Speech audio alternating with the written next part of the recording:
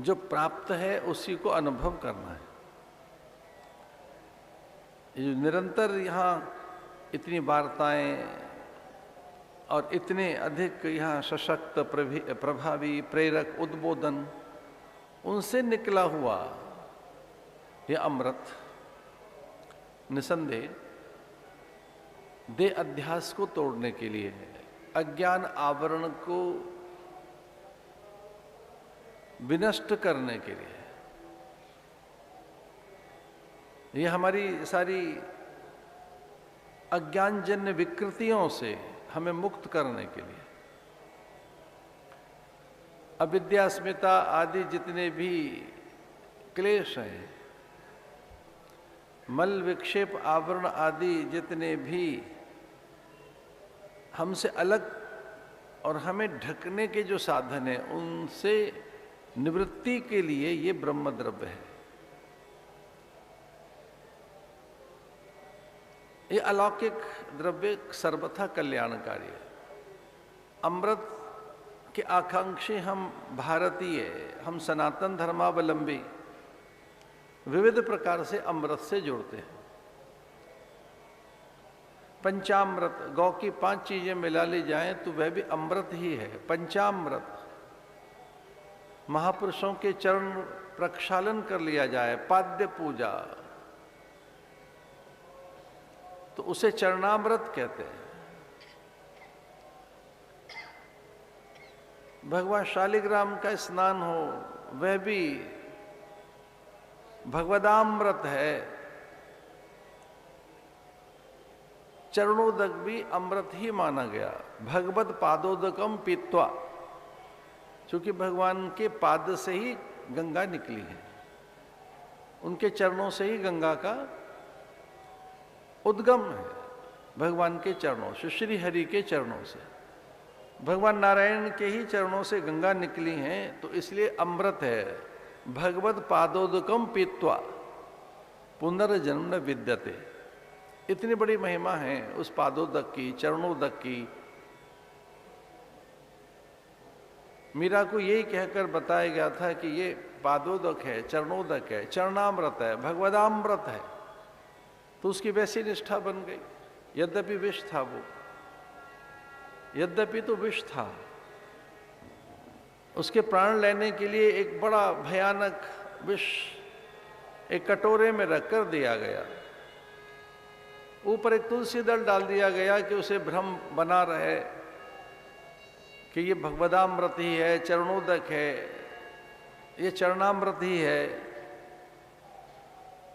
भगवान के श्री विग्रह से स्पर्शित ये सकल द्रव्य भगवद अर्पित, उनके निर्माल्य अथवा यह प्रसाद या के ये पादोदक है, ऐसे कहकर उसे दिया। और उसकी बड़ी निष्ठा, अकाल मृत्यु हरणम सर्व व्याधि विनाशनम, ऐसा कहकर वो उसे ग्रहण करने लगी। अकाल मृत्यु हरणम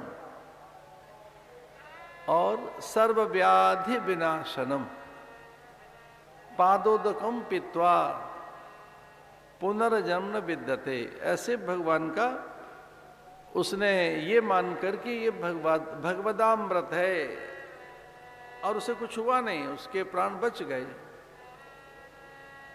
क्योंकि भावना में अमृत पैदा हो गया। जाकी रही भावना जैसी, हमारी भावना में भी तो परमात्मा बैठा है, हम में ईश्वर बैठा है। हम जैसा विचार करते हैं वैसे हो जाते हैं।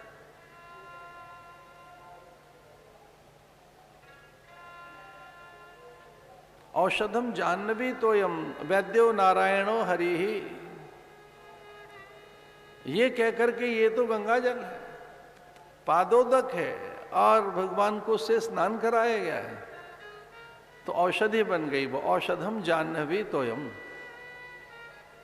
ये भगवान का है, तो भगवान का नाम तो वो वैद्य भी हैं। भवरोग वैद्यम, वो गुरु रूप में भवरोग के वैद्य भी हैं। भगवान, भव माने संसार, तो संसार भी एक रोग है, इसके सारे रोगों का वैद्य परमात्मा है गुरु रूप में। इसलिए चरणोदक यानी चरणामृत, पंचामृत,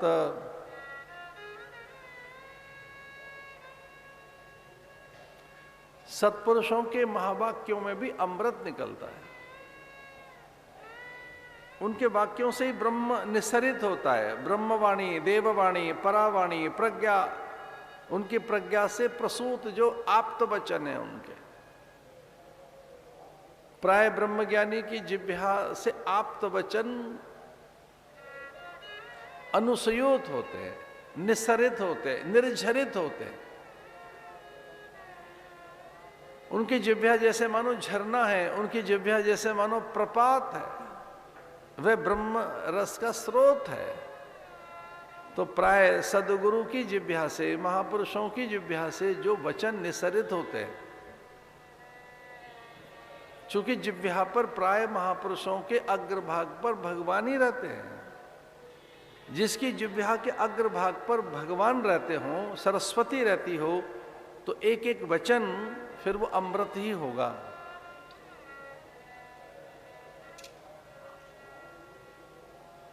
हरि हरते पापानि, वह हरि जिह्वा पर, जिह्वाग्रे वर्तते हरिति अक्षर द्वयम। तो जिनकी जिह्वा के अग्रभाग पर ओम एकाक्षरम वर्तते, जिनकी जिह्वा के अग्रभाग पर ओम रहता है, हरि ही ओम रहता है, ऐसे भगवान का नाम, अथवा राम राम, अथवा हरि हरि हरि हरि, हरिति अक्षरद्वयम जिह्वाग्रे वर्तते, जिनकी जिह्वा के अग्रभाग पर। तो महापुरुषों की जिह्वा पर प्राय ब्रह्म ही रहता है, और शब्द ब्रह्म है, शब्द तो ब्रह्म है। उनकी जिह्वा पर शब्द ब्रह्म, वह नाद, ईश्वरीय वाणी, परावाणी, वेद वचन, श्रुति वाक्य, और उनमें तो अमृत है ही, वही तो जीवन है।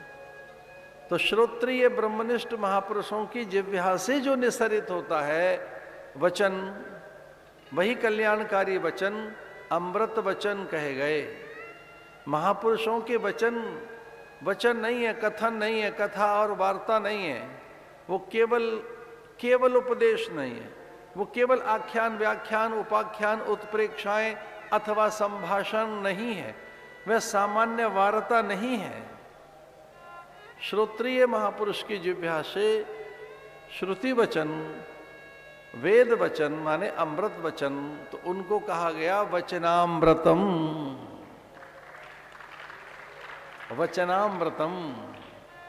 उनकी जिह्वा पर वह निस्सरित होता है ज्ञान, और ज्ञान भी अमृत ही है। ज्ञानामृतम, वचनामृतम, चरणामृतम, पंचामृतम।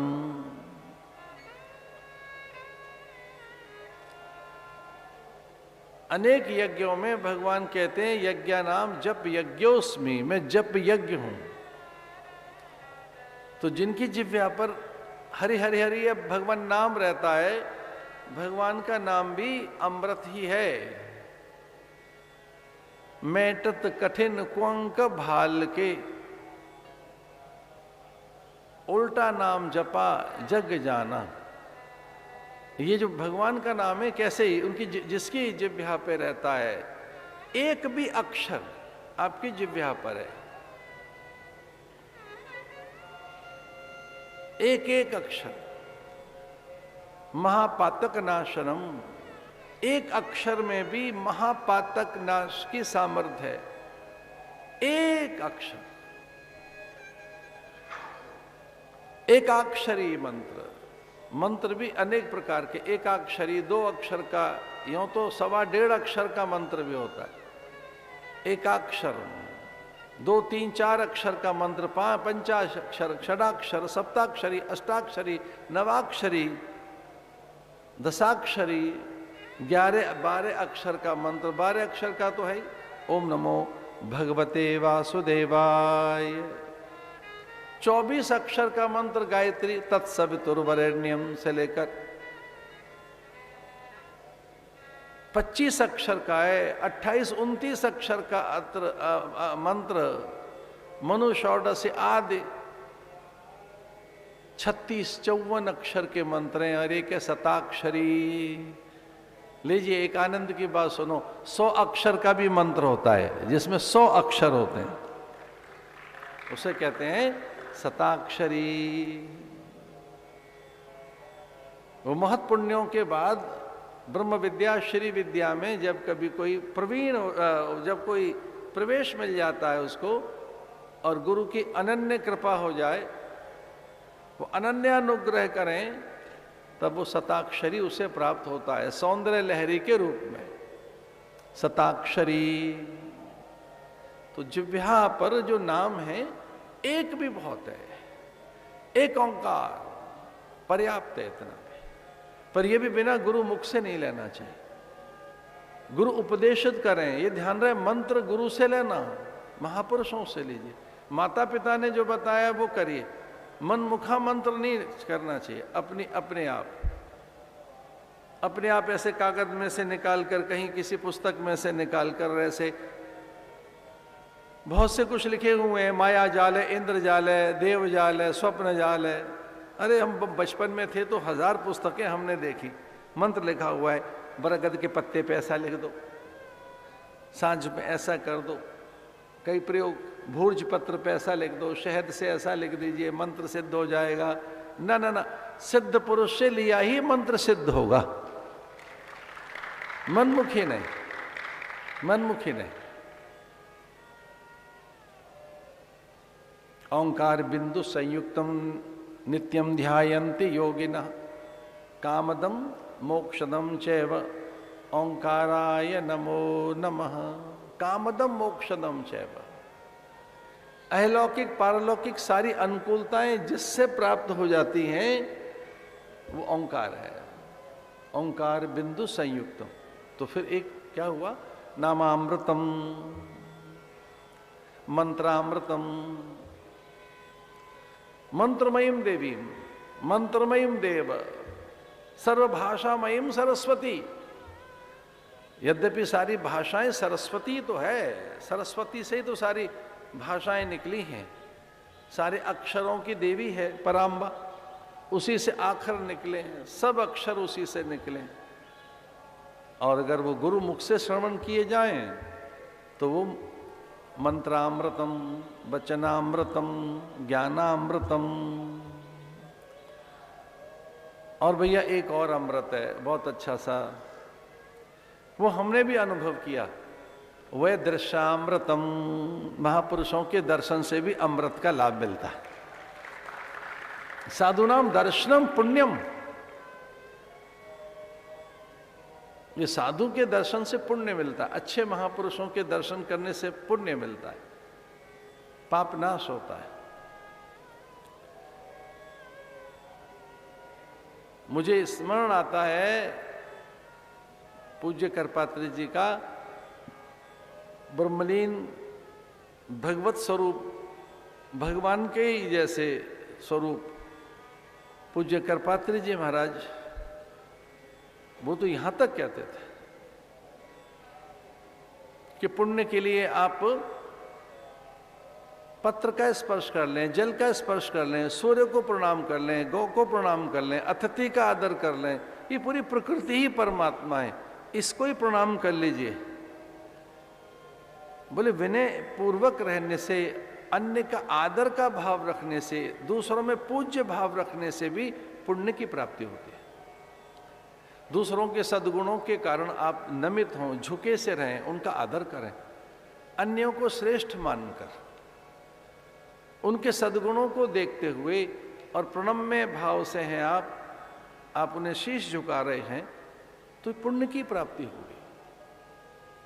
सत्कर्म तो पुण्य है ही, शुभ कर्म तो पुण्य ही है, पर प्रणाम से अन्यों का आदर करते हुए भी पुण्य की प्राप्ति की जा सकती है।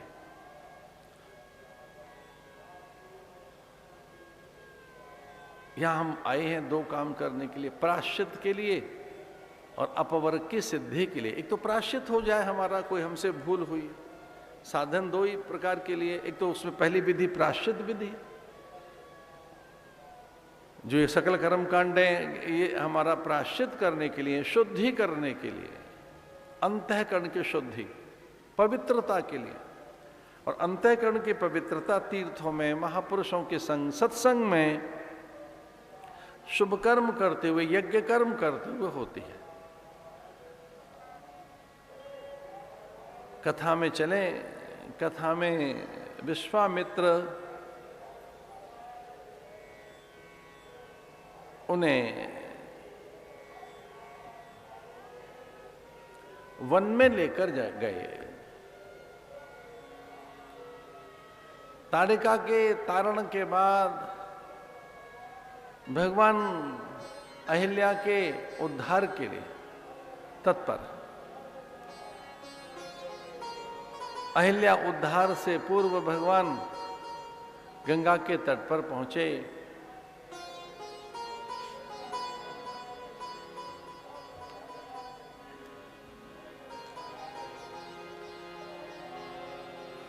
और गंगा त्रयोग सिद्धि कारक है।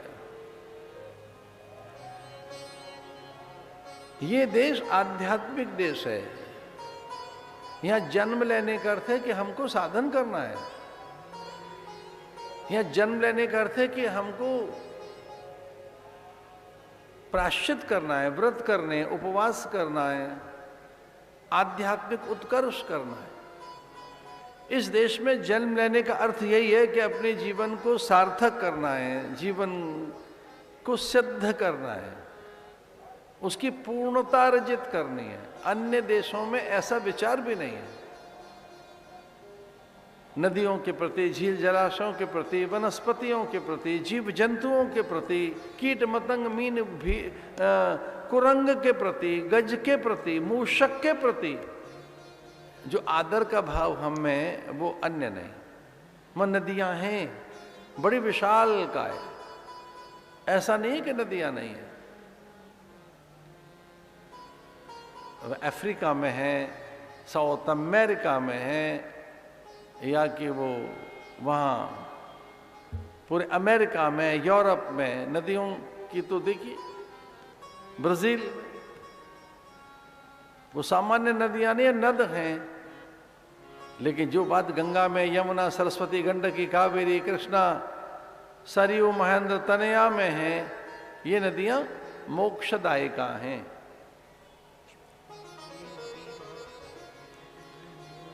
गंगा त्रय युग सिद्ध कारक है। विष्णु के चरणों से निकली है, भक्ति योग सिद्ध करती। कर्कमंडलों में बैठी हैं, ब्रह्मा के कर्म योग सिद्ध करती हैं। गंगा की अनेक धाराएं मस्तक से निकली हैं, महादेव के मस्तक से। वे जटाशंकरी कहलाई और वो विविध दिशाओं में गई। अनेक दिशाओं में उनके अलग अलग अलग नाम हैं। गंगा के मस्तक से एक साथ 7 धाराएं निकली और जो भिन्न भिन्न दिशाओं में चली गई। एक धारा निकली और उसी का अनुगमन भगीरथ ने किया था। आगे आगे भगीरथ चले, गंगा उनके पीछे पीछे चल रही थी। उनके पूर्वजों का तारण करने के लिए विश्वामित्र ने गंगा का साधन बताया भगवान राम को, और भगवान से कहा कि आपके कुल में इनका पूजन होता रहा है। गंगा आपके पूर्वजों के पुरुषार्थ से धरती पर है, आपके पूर्वजों के तप के कारण धरती पर है। वो दिलीप, अंशुमान, भागीरथ के कारण। आपकी भी उत्पत्ति के मूल में गंगा ही है एक प्रकार से। इसलिए आओ गंगा का पूजन कर लें, गंगा का स्नान कर लें। स्नान की विधि है, मूसलवत स्नान करना चाहिए। गंगा में क्रीड़ा न करें। जब नदी में जाएं, पवित्र नदियों में जल की क्रीड़ा न करें। वहां पर मूसलवत, मूसल माने धन कोटा, जैसे धान कूटे जाते हैं, मूसलवत।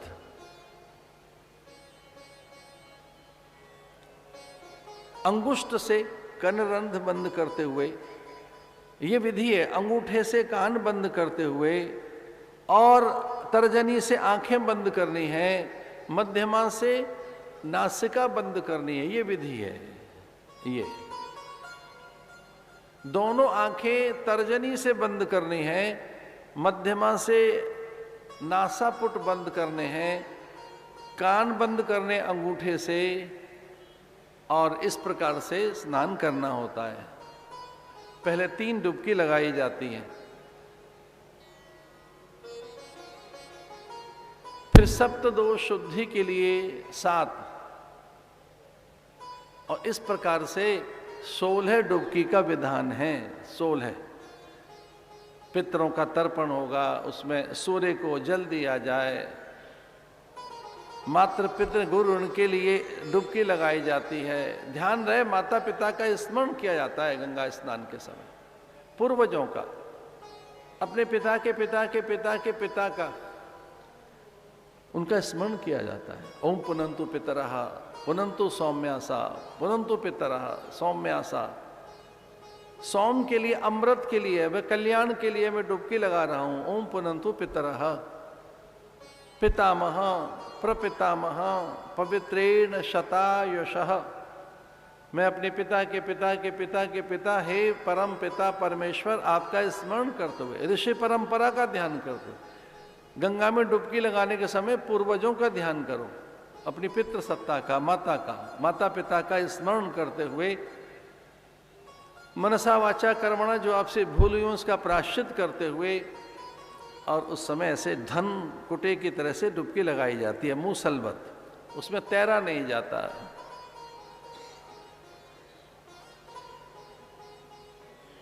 गंगा जल लब कणिका पीता। महाभाग्यवान है जो गंगा का आचमन करते हैं, गंगा का जल ग्रहण कर रहे हैं, जिनकी जिह्वा पर एक भी कण चला जाए, गंगा जल लब कणिका पीता, इतना सा भी कण चला जाए पर्याप्त है, क्योंकि गंगा तो अमृत है।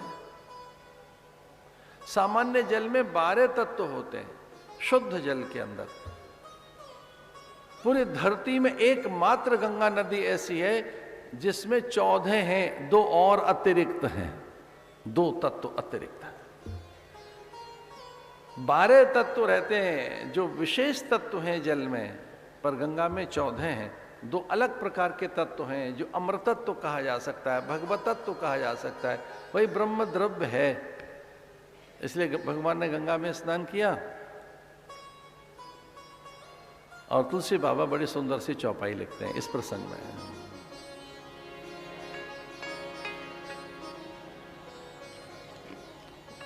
गंग सकल मुद मंगल मूला, गंग सकल मुद मंगल मूला, गंग सकल मुद मंगल मूला, गंग सकल मुद मंगल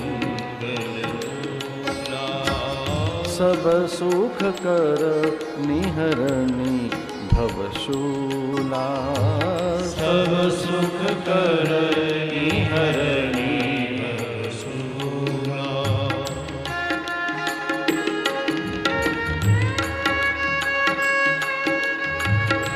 गंग सकल मुद मंगल मूल, सब सुख करणी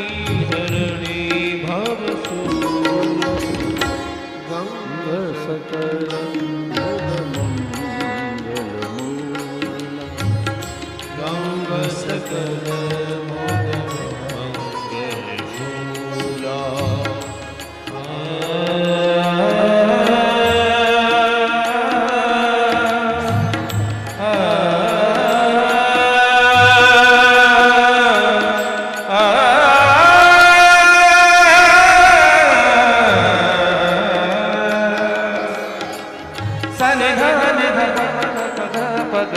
सनिधानि धप धप पग प, सनिधानि धप धप ग पग प, गप गप धनि धनि सा सा, गप गप धनि धनि सा सा, गप गप धनि धनि सा। गंग सकल मुद मंगल मूला, गंग सकल मुद मंगल मूला, सब सुख करनी सब सुख करनी हरणी भवशूला।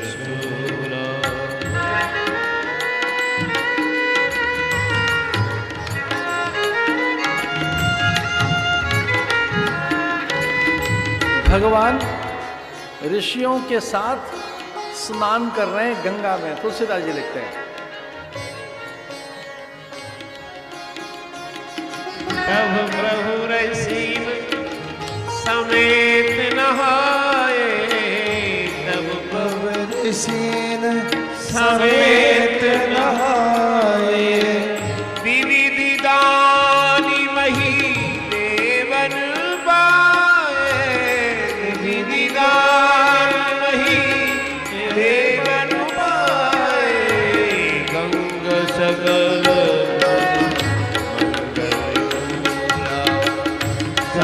सकल मोद मंगल मूला, सब सुख करनी हरनी भवसूला, सब सुख करनी हरनी भवसूला।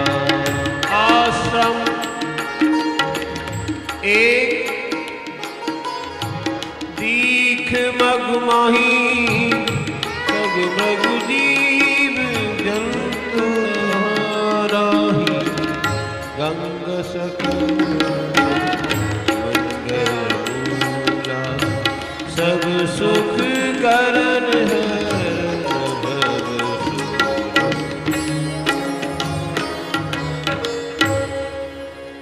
तब प्रभु ऋषिन समेत नहाए। रामायण में आता है कि ऋषियों के झुंड ने प्रभु को घेर लिया। जो समाधि में बैठे थे, गह्वरों में बैठे थे, उनकी समाधि खुल गई। उन्हें लगा कि भगवान आ गए। सभी ऋषियों की आंखें खुली, निकल आए सब गिरी कंदराओं से और एक झुंड बनाकर प्रभु को घेर लिया और स्नान होने लगा। वे भाग्यशाली क्षण होते हैं जब आप ऋषियों के संग स्नान करें, महात्माओं के साथ स्नान करें। हम तो महाभाग्यवान हैं, हम ऋषियों के संग, महापुरुषों के संग स्नान कर रहे हैं। अनगिनत, असंख्य, लक्षाधिक, गिने नहीं जाते। ये हमारे नागा महात्मा। इस बार तो परम सद्भाग्य रहा मेरा, मैं तट पर पहले पहुंचा। कुछ इस बार की परिस्थितियां भिन्न थी स्नान की, मकर संक्रांति के दिन परिस्थितियां बिल्कुल विचित्र थी, अलग थी। देवताओं ने सबसे पहले मुझे पहुंचा दिया तट पर। मैं प्रतीक्षा करता रहा कि हमारे नागा आए, हजारों लाखों नागा। इस बार भगवान ने मुझे नेतृत्व दे दिया कि आगे आगे आगे चलो। मैं रथ से उतरकर बिल्कुल आगे चल रहा था। कुछ अज्ञात शक्तियां, अलौकिक शक्तियां आई और उन्होंने कहा रथ में बाद में बैठना, चलिए आगे। और इस प्रकार से तट पर मकर संक्रांति जब लग रही थी, वृष लग्न में बृहस्पति जब प्रवेश कर रहे थे, मकर में जब सूर्य प्रवेश कर रहे थे, तब उस समय ऋषियों के साथ में गंगा के तट पर पहुंचा। बहुत देर तक प्रतीक्षा करता रहा, पूजा की, फिर तो झुंड नागाओं का स्नान किया हमने। तब प्रभु ऋषिन समेत नहाए, विविध दान महिदेवन पाए। मही कहते हैं धरती को, महिदेव। महिदेव कौन है? धरती के देवता कौन है? भूदेव कौन है? कौन है भूमि का देवता? ऐसा कहते हैं भूमि का देवता ये ब्राह्मण हैं। ये जो वेदज्ञ हैं, धर्मज्ञ हैं, शास्त्रज्ञ हैं, जो नीतिज्ञ हैं, जो पुण्यवान हैं, कृतवान हैं, ये जो गायत्री कर रहे हैं, ये जो गौ सेवा में लगे हैं, जो ये सारस्वत यज्ञ कर रहे हैं, जो ये ब्रह्म यज्ञ कर रहे हैं, वैदिक बटुक, ऐसा महिदेवन पाए। मैं बात दान की नहीं कर रहा हूं, आपके भाग्य की कर रहा हूं। यहां आए गंगा के तट पर, अरे दान करना, क्योंकि स्नान के बाद का कर्म है दान। तब प्रभु ऋषिन समेत नहाए, विविध दान महिदेवन पाए। जो धरती के देवता हैं उनको भगवान प्रभु श्री राम ने, गुरुदेव ने दान कराया। भाई इनका सम्मान कीजिए। अरे कौन कहता है बोरा भर के देना है? यथा योग्य, यथा सामर्थ्य, जितने सामर्थ्य हो दीजिए, नहीं तो यहीं रह जाएगा। और धन की 3 ही गति हैं। पहली गति है भोग, दूसरी है दान और तीसरी है नाश। धन 3 अवस्थाओं में रहता है, या तो भोग लीजिए, 3 तख्ती ने भुंजी था, पर भोगे भी कितना, त्याग पूर्वक, ज्ञान पूर्वक, विचार पूर्वक, विवेक पूर्वक, संयम के साथ भोगना। जीवन में संयम रहेगा तो धन अधिक दिखेगा। असंयमी और भोगी व्यक्ति के जीवन में कम दिखता है धन, लेकिन संयम है और सदाचार के साथ जीवन जी रहे हैं आप, तो फिर धन बचेगा। तो धन की गति है भोग, पहले भोगो। दान नहीं बताया है, पहले भोग लीजिए। फिर है दान, और आपने दोनों ही नहीं किए, न तो भोगा आपने न दान दिया, तो इसका होगा नाश। नाश करते किसी और के साथ चला जाएगा, पता नहीं अनाधिकारी अपात्र के पास। जीवन भर लोग संचय करते रहते हैं, संग्रह करते रहते हैं, न स्वयं को लाभान्वित करते धन से और न वो अन्यों को करते हैं। उनका धन दूसरों के हाथ में चला जाता है। वो समय का लाभ नहीं लेते, प्राप्त साधनों का लाभ नहीं लेते। भगवान ऋषियों के साथ स्नान कर रहे हैं, कितनी सुंदर चौपाई है। तब प्रभु ऋषिन समेत नहाए, विविध दान महिदे वन पाए। देवताओं को, धरती के जो देवता है कौन है, नमो ब्रह्मण्य देवाय गौ ब्राह्मण हिताय च। भगवान का अवतार भी इन्हीं के लिए हुआ है। विप्रधैन सुर संत हित लीन मनुज अवतार, भुवौ भारावतारा। इस धरती पर भार तब बहुत अधिक हो जाता है जब ज्ञानी साधु ब्राह्मणों का के आसपास भय आने लगे, उन्हें कोई दुखी करने लगे, तो भगवान फिर नहीं रहते, धरती पर आते हैं। भवो भारावताराय, वो नहीं चाहते कि ऋषि मुनियों के आसपास कोई भार रहे, वो उतर के आते हैं धरती पर।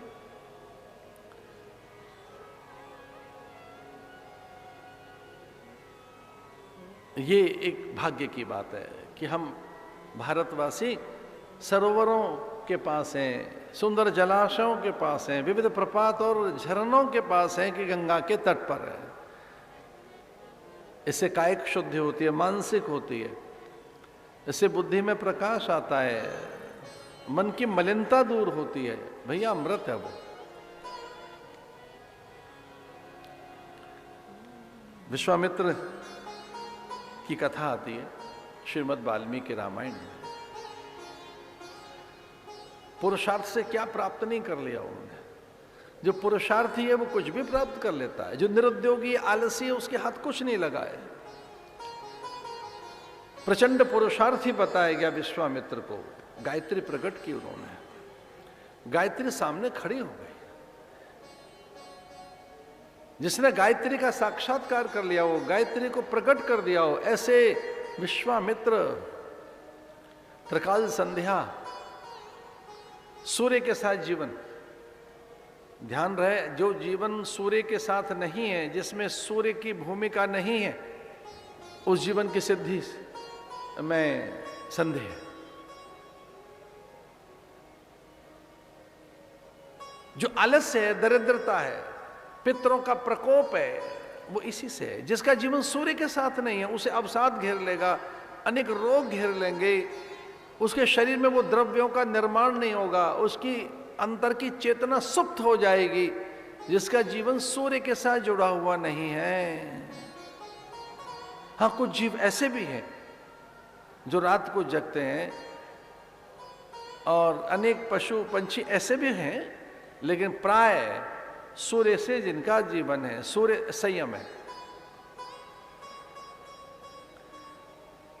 सूर्य साधन कर लिया विश्वामित्र ने, गायत्री का साधन हो गया, गायत्री चैतन्य कर ली, गायत्री जगाई विश्वामित्र ने।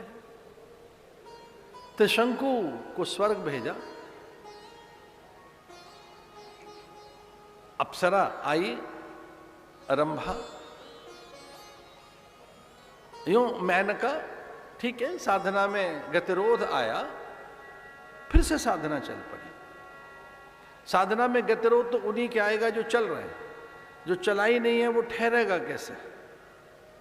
विश्वामित्र के तप बल से मेनका का आगमन, मेनका से शकुंतला, फिर दुष्यंत, ऐसे भरत, बड़ी गाथा है। लेकिन यात्रा में बाधाएं आएंगी, विघ्न आएंगे, पड़ाव आएंगे, कहीं ठहर जाओगे, रुक जाओगे, लेकिन चलते रहना।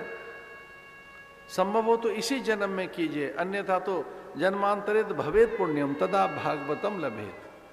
कोई कई जन्मों के जब पुण्य जागृत होंगे तो कोई सदगुरु आएगा जीवन में, महापुरुष आएंगे, फिर से साधना चलनी रहेगी। गतिरोध आया विश्वामित्र के, लेकिन साधन फिर से आरंभ हो गया और संपूर्ण शक्तियां अर्जित कर ली उन्होंने। बीच में रोष भी आया, क्रोध भी आया, काम ने सताया, संसार ने अपनी ओर खींचा, लेकिन चलते रहे और अंततः ब्रह्म ऋषि बन गए।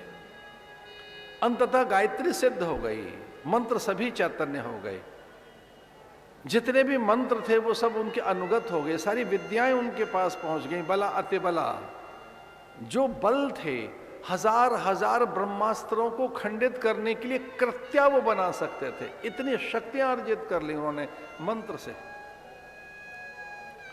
एक नहीं, कोटि कोटि ब्रह्मास्त्र, एक ब्रह्मास्त्र नहीं, एक आग्नेयास्त्र नहीं, एक पाशुपतास्त्र नहीं, और सुदर्शन चक्र जैसी समग्र शक्तियां भी उनके अनुगत हो गई मंत्र से। गायत्री में इतना बल होता है।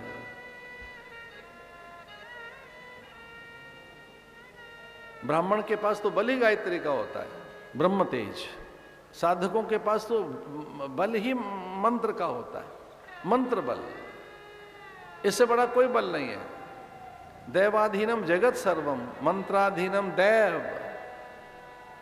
सबसे बड़ा अगर कोई बल है तो मंत्र का बल है। मंत्र से आदमी बलवान बन जाता है, मंत्र से ऐश्वर्य उसके अनुगत होने लगते हैं, सकल ऐश्वर्य उसके पास भागने लगते हैं। मंत्र से क्या नहीं हो जाता है, देव रीझने लगते हैं, देव वास करने लगते हैं, देवता ढूंढने लगते हैं मंत्र से। जो उपासक हैं देवी के, विशेषकर उनमें बड़ा विचित्र आकर्षण होता है। जो पराम्बिका के उपासक हैं या कि देवताओं के भी, यम यम चिंतयते कामम तम तम प्राप्नुति निश्चितम। परमेश्वरे भूतले पुमान। इस भूतल पर अथवा तो परलोक में जो परम ऐश्वर्य है वो उसे मिल जाता है जो मंत्र का अभ्यासी है। दैवाधीनम जगत सर्वम। ये सारा जगत देवताओं के अधीन है। मंत्राधीन देव और मंत्र के अधीन है देवता। और मंत्र किसके पास है? मंत्र आचार्यों के पास, ऋषि मुनियों के पास। तो अगर पूरा ही संसार अधीन है देवताओं के और देवता अधीन है मंत्रों के और मंत्र है आचार्य ऋषि मुनियों के पास, तो वो किन के अधीन हो जाते हैं? इन ऋषि मुनियों को, संत सदगुरुओं को कैसे अपने अधीन कर लें जानते हो? श्रद्धा से आपके बन जाएंगे, श्रद्धा से आपके बन जाएंगे। तो अगर गुरु के प्रति श्रद्धा है, सत्य के प्रति, शास्त्र के प्रति आपकी श्रद्धा है, तो इसका अर्थ मंत्र मिल जाएगा। और मंत्र मिल गया तो देवता अधीन हो जाएंगे। मंत्र भी न मिले तो उनका अनुग्रह प्राप्त हो जाएगा। मंत्र बड़ी चीज नहीं है, अनुग्रह बड़ी चीज है। मंत्र में एक अनुग्रह होता है। देवताओं को वही रिझा सकता है जिसके पास ऋषि अनुग्रह है। विश्वामित्र की ये कथा आती है। कोटि कोटि ब्रह्मास्त्र उनके सामने उनकी कृत्या से नाचने लगते। कृत्या कहते हैं ऐसे उन्होंने एक बाल उखाड़ लिया, या यूं ही ऐसे हवा में हाथ उठाया, या यूं ही उन्होंने स्मरण किया अपने मंत्र का, तो सारी शक्तियां उनके सामने। अधिकारी को दे दिया सब। उन्होंने कहा कि जो कुछ था हे देव आपसे अर्जित किया था, आपसे प्राप्त किया था, अब आपको ही दे रहा हूं। ये ध्यान रखना बड़ी बहुत आवश्यक बात है। Back to community, back to society, वापस करिए अपने समुदाय को, समाज को, दूसरों को, अन्यों को, जो साधनहीन है, निरीह हैं, जहां अभाव हैं, अभाव ग्रसित हैं, अथवा जो योग्य हैं, हर चीज लौटाइए। अन्न धन धान्य उन्हें दो जो साधनहीन हैं, और जो साधन संपन्न है उन्हें भी क्या संस्कार दीजिए, विचार दीजिए। ये देने की प्रवृत्ति रखिए, प्रतिदिन प्रतिदिन बंटने की, बांटने की। अब विष्णु बनना चाहते हो, उदार बनिए। फिर ईश्वर बनना चाहते हो, वो वैसा होना चाहते हो, तो बटिए, समय पर दे दो। विश्वामित्र ने इस प्रकार से भगवान के स्नान की व्यवस्था कराई और ऋषियों के साथ स्नान हुआ। ब्रह्म ऋषि, दो ये महात्मा, ये दो ऋषि ऐसे हैं जो भगवान के जीवन में छाए रहे। एक वशिष्ठ, दूसरे विश्वामित्र, यूं तो अनेक ऋषि। एक कह रहा है कर्म प्रधान विश्व रच राखा, जो जस करई सो तस फल चाखा। और दूसरे क्या कह रहे हैं? होई है वही जो राम रच राखा, होई है वही जो राम रच राखा, होई है वही जो राम रच राखा, होई है वही जो राम रच राखा। ओ परितर होई है वही जो राम रच राखा, होई है वही जो राम रच राखा। इसका अर्थ क्या है? हमारा जीवन प्री रिटन है, पहले लिखा जा चुका है। अरे कथा पहले लिखी जा चुकी है। राम के जीवन में क्या क्या प्रसंग होंगे, सब लिखा जा चुका है। एक ऋषि को इतना बड़ा बल प्राप्त था, वाल्मीकि को, लिख दिया सब उन्होंने। एक एक संकेत, एक एक चेष्टा, एक एक चितवन, एक एक मुद्रा, एक एक संवाद लिखा हुआ है, सब लिखा हुआ है। यहां तक लिखा है कि वो दाएं से फिर बाएं कैसे मुड़ेंगे, फिर सीधे कैसे जाएंगे, कौन से पुष्प का स्पर्श करेंगे, सहसा पीछे से कागा कब आ जाएगा, कपोत, कोकिल, मरकट कब आएंगे, सुग्रीव किन क्षणों में मिलेंगे, कि कब हनुमान मिलेंगे, या कब शबरी मिलेगी, कब लंका तक पहुंचेंगे, सेतु निर्माण क्या होगा, पहले से रच रखा है उसने। किसने? उसी ने। हुई है वही जो राम रची राखा, अपना विधान पहले से बना रखा है। सब क्या है? प्री रिटन है, पहले से लिखा हुआ है, पहले से सब लिखा हुआ है। दूसरा कहता नहीं, दूसरा लिखा जा सकता है। कर्म प्रधान विश्व रच राखा, ऐसा नहीं है, प्री रिटन है, रीराइट कर लो, री रिटन कर लीजिए, दोबारा लिख लीजिए। शुभ कर्म अच्छे कर लो, अभी ये लिखा है ऐसा करना, एक नया लिख लेते हैं। नहीं तो मुक्ति की अवधारणा ही ध्वस्त हो जाएगी। फिर पुरुषार्थ क्या है, फिर पराक्रम क्या होगा? लेकिन हाँ, एक बात तो बड़ी तगड़ी है, और वह कि वो सत्ता बड़ी प्रचंड है, और उसमें मांगल्य है, उसमें मोद है, उसका विधान कल्याणकारी है। हमारे यहाँ पंजाब में कहते हैं, तेरा भाना मीठा लागे, तेरा विधान बहुत मीठा है, तेरे विधान में न्यूनता नहीं, तेरे विधान में कहीं कमी नहीं है।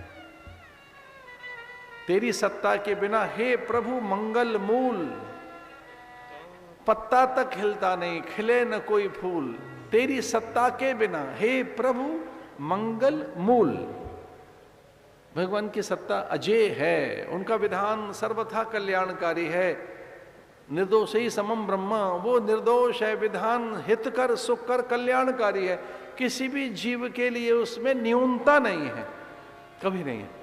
बस याद रखना, आपका भाग्य सबसे बड़ा है, आप अभागे नहीं है, आपका भाग्य बहुत अच्छा है।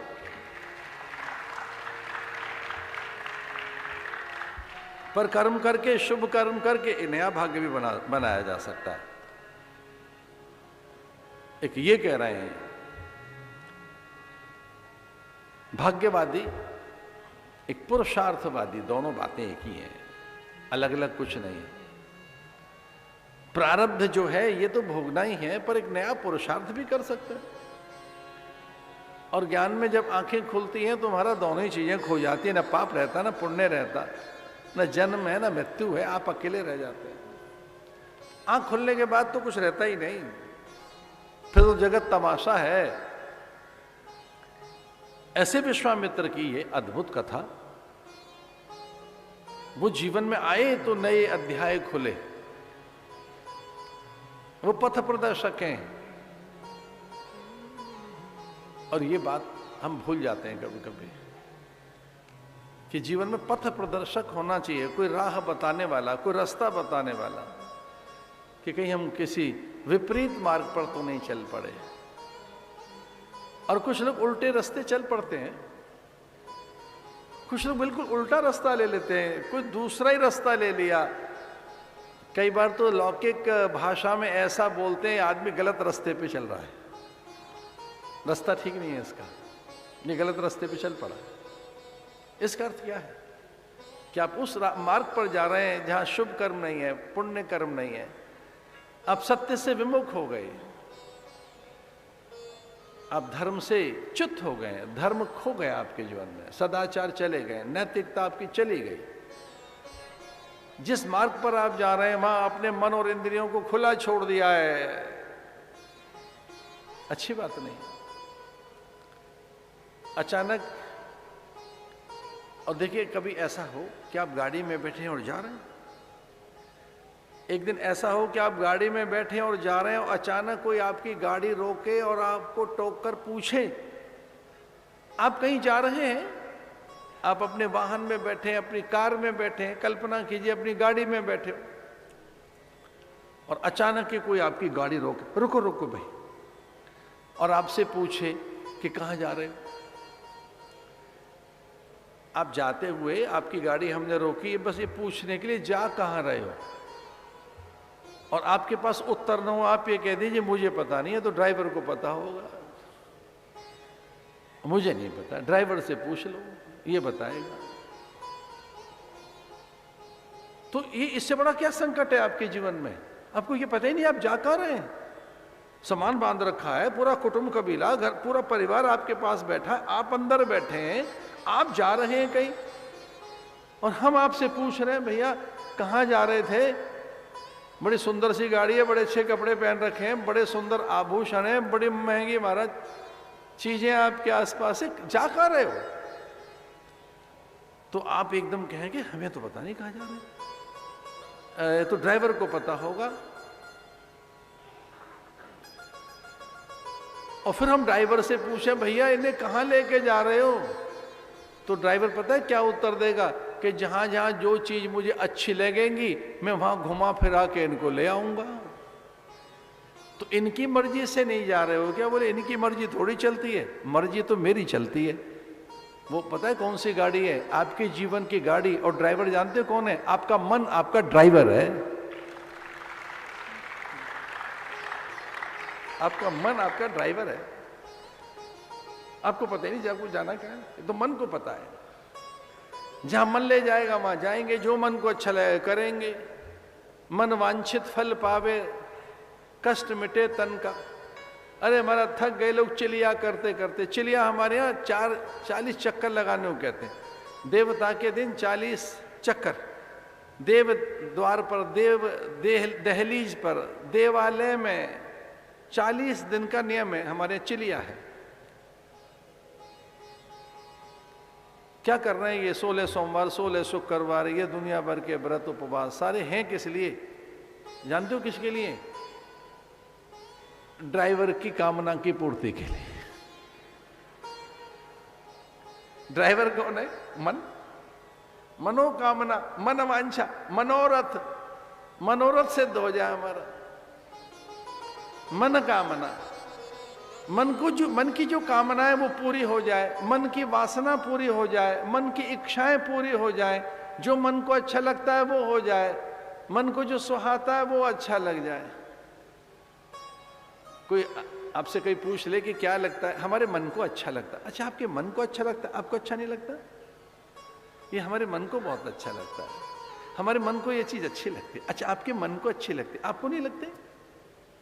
अरे मन आप नहीं है, इतना छाया हुआ है मन हमारे भीतर कि उसे जो अच्छा लगता है वो कर रहा है मन। जहां जाना चाहता है मन ले जाता है हमको, हम कहीं जा ही नहीं रहे हैं। मन को ये अच्छे हैं, मन वांछित, मन की रुचि के अनुसार व्यंजन, मन को जो रंग रूप सुहाता है वो कर रहे हैं हम। पुरुषार्थ ये है कि आप देख सकें कि दास इतना अधिक प्रचंड है, नौकर दबा के रखा हुआ है, सारथी की चलेगी, ड्राइवर की चलेगी, हमारी नहीं चलेगी, चल नहीं रही है हमारी, मन की चल रही है। मनोरथ क्या है, मन कामना क्या है, मन वासना क्या है, मन वांछित फल क्या है? तो मन प्रेरित, मन वांछित, मन अभीप्सित, मन याचित, मन कल्पित, मन अभीप्सित, मन इतना छाया हुआ है आपके जीवन में, उसकी प्रधानता है। इंद्रिय समूह का शासक मन आपकी चल ही नहीं रही है। ये एक महात्मा ऐसे बोले अपनी चलाइए, ये ऋषि ऐसे वो कहते हैं अपनी चलाओ, इसे छोड़ो, ये तो कहीं का नहीं छोड़ेगा, आपको पता नहीं कहां ले जाके पटक देगा, ये वहां ले जाएगा जहां रास्ता बंद होगा। यह प्राय उल्टे रास्ते चलता है, विपरीत मार्ग पर चलता है, इससे ऊपर का पता ही नहीं है। ये कहीं ऐसी जगह ले जाकर छोड़ देगा, फिर रास्ता नहीं सूझेगा। और एक सच्ची घटना सुनाते हैं। एक बार किसी एक नगर में कथा कहने गए, सायंकालीन भ्रमण पे निकले और हम अच्छे भला जाना चाहते थे एक अच्छे रास्ते पर, लेकिन जो हमें रास्ता दिख रहा था बड़ा सा दिख रहा था, बड़ा सुंदर। किसी ने टोका कि आगे जाकर बंद होगा, हमने बात सुनी नहीं और चलते गए और एकदम एक दीवार देखी सामने, एकदम दीवार, थोड़ी दूर पर है एक दीवार दिखाई दी। हमारे जीवन में ऐसा ही होता है, कभी कभी संत सत्पुरुष हमारे जीवन को टोकते हैं, ग्रंथ हमारे जीवन को टोकता है कि इधर मत जाना, वहां रास्ता बंद है। फिर बड़ा कष्ट होता है कि इतना चल कर आए। ये दो ऋषि ऐसे हैं जो रास्ता बता रहे हैं। जानते हो महात्मा किसे कहते हैं? जो पथ प्रदर्शक है, जो राह बताए उसी को गुरु कहते हैं, जो राह बता दे। कौन बतावे बाट गुरु बिन, बड़ा विकट यम पाट। कौन बतावे बाट गुरु बिन। उस मार्ग पर ले गए विश्वामित्र, जहां अहिल्या सिसक रही है, जहां अहिल्या प्रतीक्षा में भगवान के। गौतम नारी श्राप बस उपल देह धरिधी, कमल कमल रज चाहते कृपा करो रघुवीर। चरण कमल रज चाहते।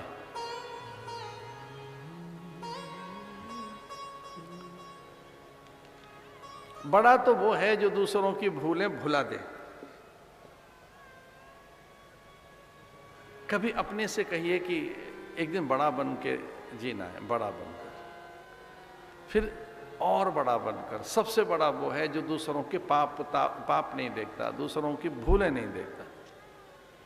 हमारी साधना पक गई है, ये हम कैसे जाने?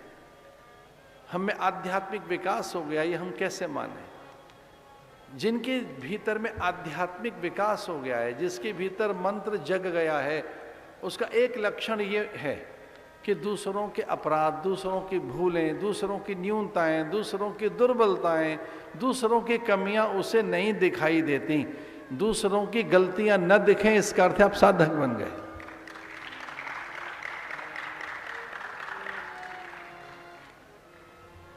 तो पीछे पीछे मिलकर मेरे साथ बोलो, पर दोष दर्शन का अभाव। हमारे जीवन में कमी आ जाए, हमें किसी के दोष न देखे। जब हम में एक अभाव पैदा हो जाएगा कि हमें दूसरों के दोष दिख ही नहीं रहे, ऐसे में जानकारी दे रहा था आपको, बस खाली ये ध्यान रखने की बात है। उसी क्षण लक्ष्मी प्रकट हो जाएंगे, उसी क्षण। ये पुराणों में लिखा है। अन्नपूर्ण, महदेवियां, अष्ट सिद्धियां, नवनिधि,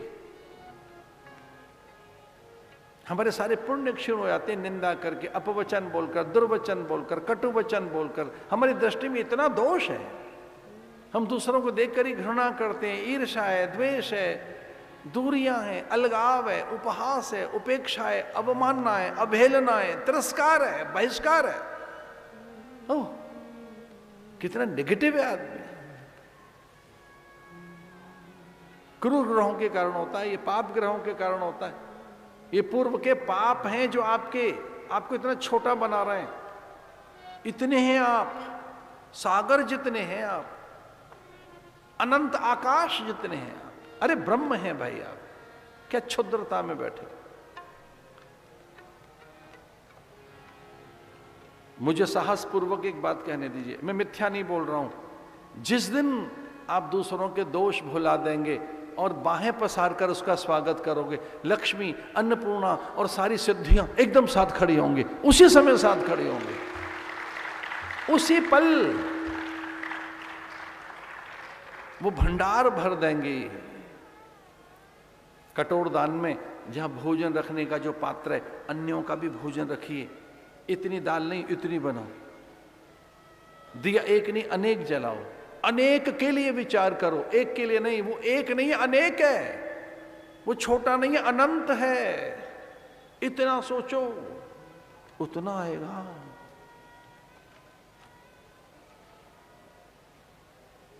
भूले भुलाना सीखो, दूसरों के अपराध विसारना सीखिए, अपनों की दुर्बलताएं मत याद करो, उदारता पूर्वक उन्हें क्षमा करना सीखो।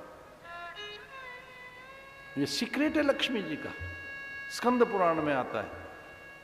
लक्ष्मी जी, अन्नपूर्णा, वैधात्री और संपूर्ण सिद्धियां, कुबेर, यहां तक लिखा है कुबेर दास बन जाता है।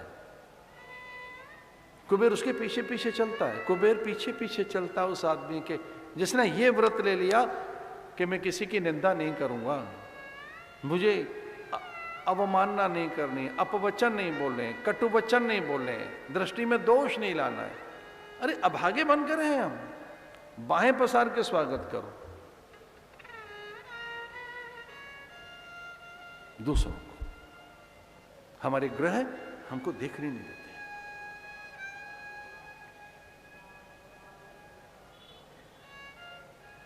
बड़ी सुंदर सी पंक्तियां हैं। तूने केवल अपना ही दुख देखा है। मेरे साथ बोलिए, तूने केवल अपना ही दुख देखा है। सचमुच कितना कम देखा है। ओह, इतना ही देखा।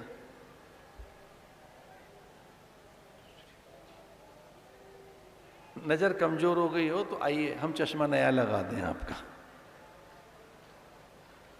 नजर कमजोर है ना, दृष्टि दोष हो गया है, दिख नहीं रहा है ना। केवल अपना ही दुख देखा है, केवल अपना, कितना कम देखा है।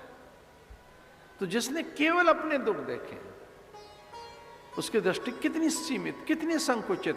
अरे बड़े चश्मे की जरूरत है भाई। आइए, वो चश्मे की दुकान कहाँ मिलेगी? प्रभु प्रेमी संघ शिविर के पंडाल में मिलेगी। यहां मिलेगी आपको, संतों के पास मिलेगी। नया चश्मा बनवाइए, जरा बड़ा देखिए भाई। और बड़ा देखा विश्वामित्र ने, बड़ा देखा, उस तरफ लेके चले गए राम को। जब तक ऋषि जीवन में नहीं आएंगे उद्धार नहीं। भगवान जानते हैं, लेकिन ऋषि के कहने पर दृष्टि गई। गौतम नारी श्राप बस उपल देह धरे धीर, चरण कमल रज चाहति कृपा करो रघुवीर। हे देव कृपा कीजिए इस पर, आपके चरणों की रज चाहती है ये। एक शिला बनकर बैठी है, पट्ट शिला पट्टे चट्टान बनकर बैठी, अपने छूट गए, रूठ गए, सब चले गए, पति ने त्याग दिया। दोष कितना है, सुंदरी है, अनिंद सुंदरी। इंद्र ने स्पर्श किया, कुपित होकर गौतम ने श्राप दे दिया, जा तू शिला बन जा। दर्द मिलेगा अपनों से, ध्यान रखना, ऐसा जो जीवन भर मिटेगा नहीं। प्रेम मिलेगा अपनों से, प्रीति अपनों से मिलेगी, घृणा अपनों से होगी, निकटता अपनों से मिलेगी, दूरियां अपनों से होंगी। पड़ोस की क्या हिम्मत है, किसी को पता क्या, लेना देना क्या किसी का आपसे। अपने से ही दर्द मिलता है, अपने से ही द्वेष होगा, अपनों से ही राग होगा। अपनों को ही अपनाना चाहोगे, उनसे ही दूर भागना चाहोगे। जिन्होंने अधिक सुख दिया है वही कभी दुख देंगे, उनके संग रहना चाहोगे, उनके बिना जीना कठिन हो जाएगा और कभी वो जीना दूभर कर देंगे। उनके बिना कोई जीवन नहीं है, वो नहीं है तो जीवन क्या है। कभी कभी तो ऐसा होगा कि जीवन ही वही है, वो सब कुछ है, और कभी ऐसा होगा कि वो बड़ा संकट है जीवन में, वो जीवन जीने नहीं दे रहे हैं। एक और बात बताएं, कभी वो प्राथमिकता होंगे जीवन की, वो कभी पहली पसंद होंगे, कभी वो जीवन में प्रथम होंगे, और कभी ऐसा भी होगा कि उनकी स्मृति भी ना आए आपको। कभी ऐसा भी होगा कि वो याद भी नहीं आएंगे, वो जीवन की प्राथमिकता नहीं होंगे, वो वरीयता नहीं होंगे, वो जीवन में पहले नहीं होंगे ना, उनका तो पता भी नहीं होगा कि वो हैं कहाँ। कभी मन उनको याद भी नहीं करेगा, वो वरीयता में कभी नहीं होंगे, वो कभी स्मृति में भी नहीं होंगे, और कभी वही स्मृति होंगे। वो कभी पहले होंगे और वो कहीं नहीं होंगे, वो कभी विचार में होंगे, हमारे चिंतन में होंगे, हमारे सपने में वही छाए होंगे, और कभी ऐसा होगा कि वो कहीं नहीं दिख रहा है। वो हमारी प्राथमिकताओं में नहीं है, हमारी वरीयताओं में नहीं है, कहीं नहीं है। ये जीवन है। जब ये सब चीजें बदल रही हैं, ये हर चीज तो बदल रही है, दृश्य, घटनाएं, परिस्थितियां, रंग, रूप, आकार, प्रकार, तो अपने बदल जाएं तो कौन बड़ी बात है, क्योंकि वो आप उनकी प्राथमिकता में नहीं होंगे, कभी नहीं होंगे। गौतम नारी श्राप बस उपल देह धर धीर, चरण कमल रज चाहत कृपा करो रघुवीर। इंद्र गौतम बनकर पहुंचे अहिल्या के पास, कुक्कुट बनकर, मुर्गा बनकर चंद्र ने भोर का स्वर पैदा किया। गौतम को ऐसा लगा कि भोर हो गई है, स्नान के लिए निकले, गंगा के तट की ओर दौड़े, और इधर गौतम का वेश बनाकर इंद्र अहिल्या के पास। वैसी आकृति प्रकृति, वैसा ही रूप, वैसी नेत्र, वैसी चिबुक भाल, भुजाएं, वक्षस्थल, वैसा ही सब कुछ इंद्र ने गौतम का रूप बनाया। अहिल्या को स्पर्श किया, ये दृश्य देखा ऋषि गौतम ने।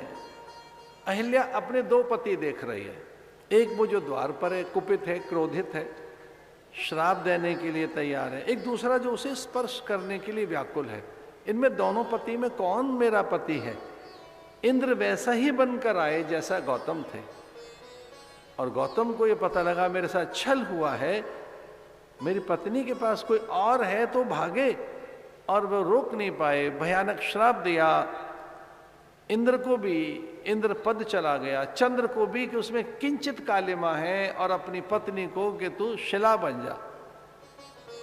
धूप में झुलसती रहना, शीत में ठिठुरती रहना, वर्षा में भीगती रहना, कोई पास नहीं रहेगा यहां। भयानक श्राप दिया।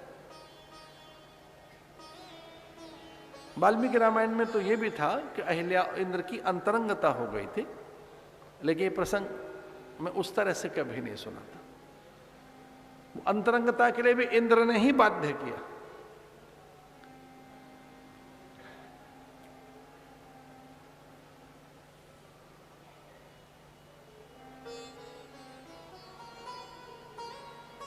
चरणों को पकड़कर पूछने लगी उपाय क्या है। बोले अब मेरे वाक्य वापस नहीं आएंगे, ये ब्रह्म वाक्य हैं, अब मैं लाख प्रयत्न करूं मैं इन्हें लौटा नहीं सकता। शिला बनने का बोल दिया है तुझे, तू पत्थर बन जा, ठिठुरती रहे शीत में, भीगती रहे वर्षा में, झुलसती रहे धूप में, तेरा मन मानवीय रहे। तेरी काया पत्थर की होगी पर मन मानवीय होगा, तो संवेदनाएं तो मनुष्य की रहेंगी लेकिन काया पत्थर की रहेगी। कितना भयानक श्राप।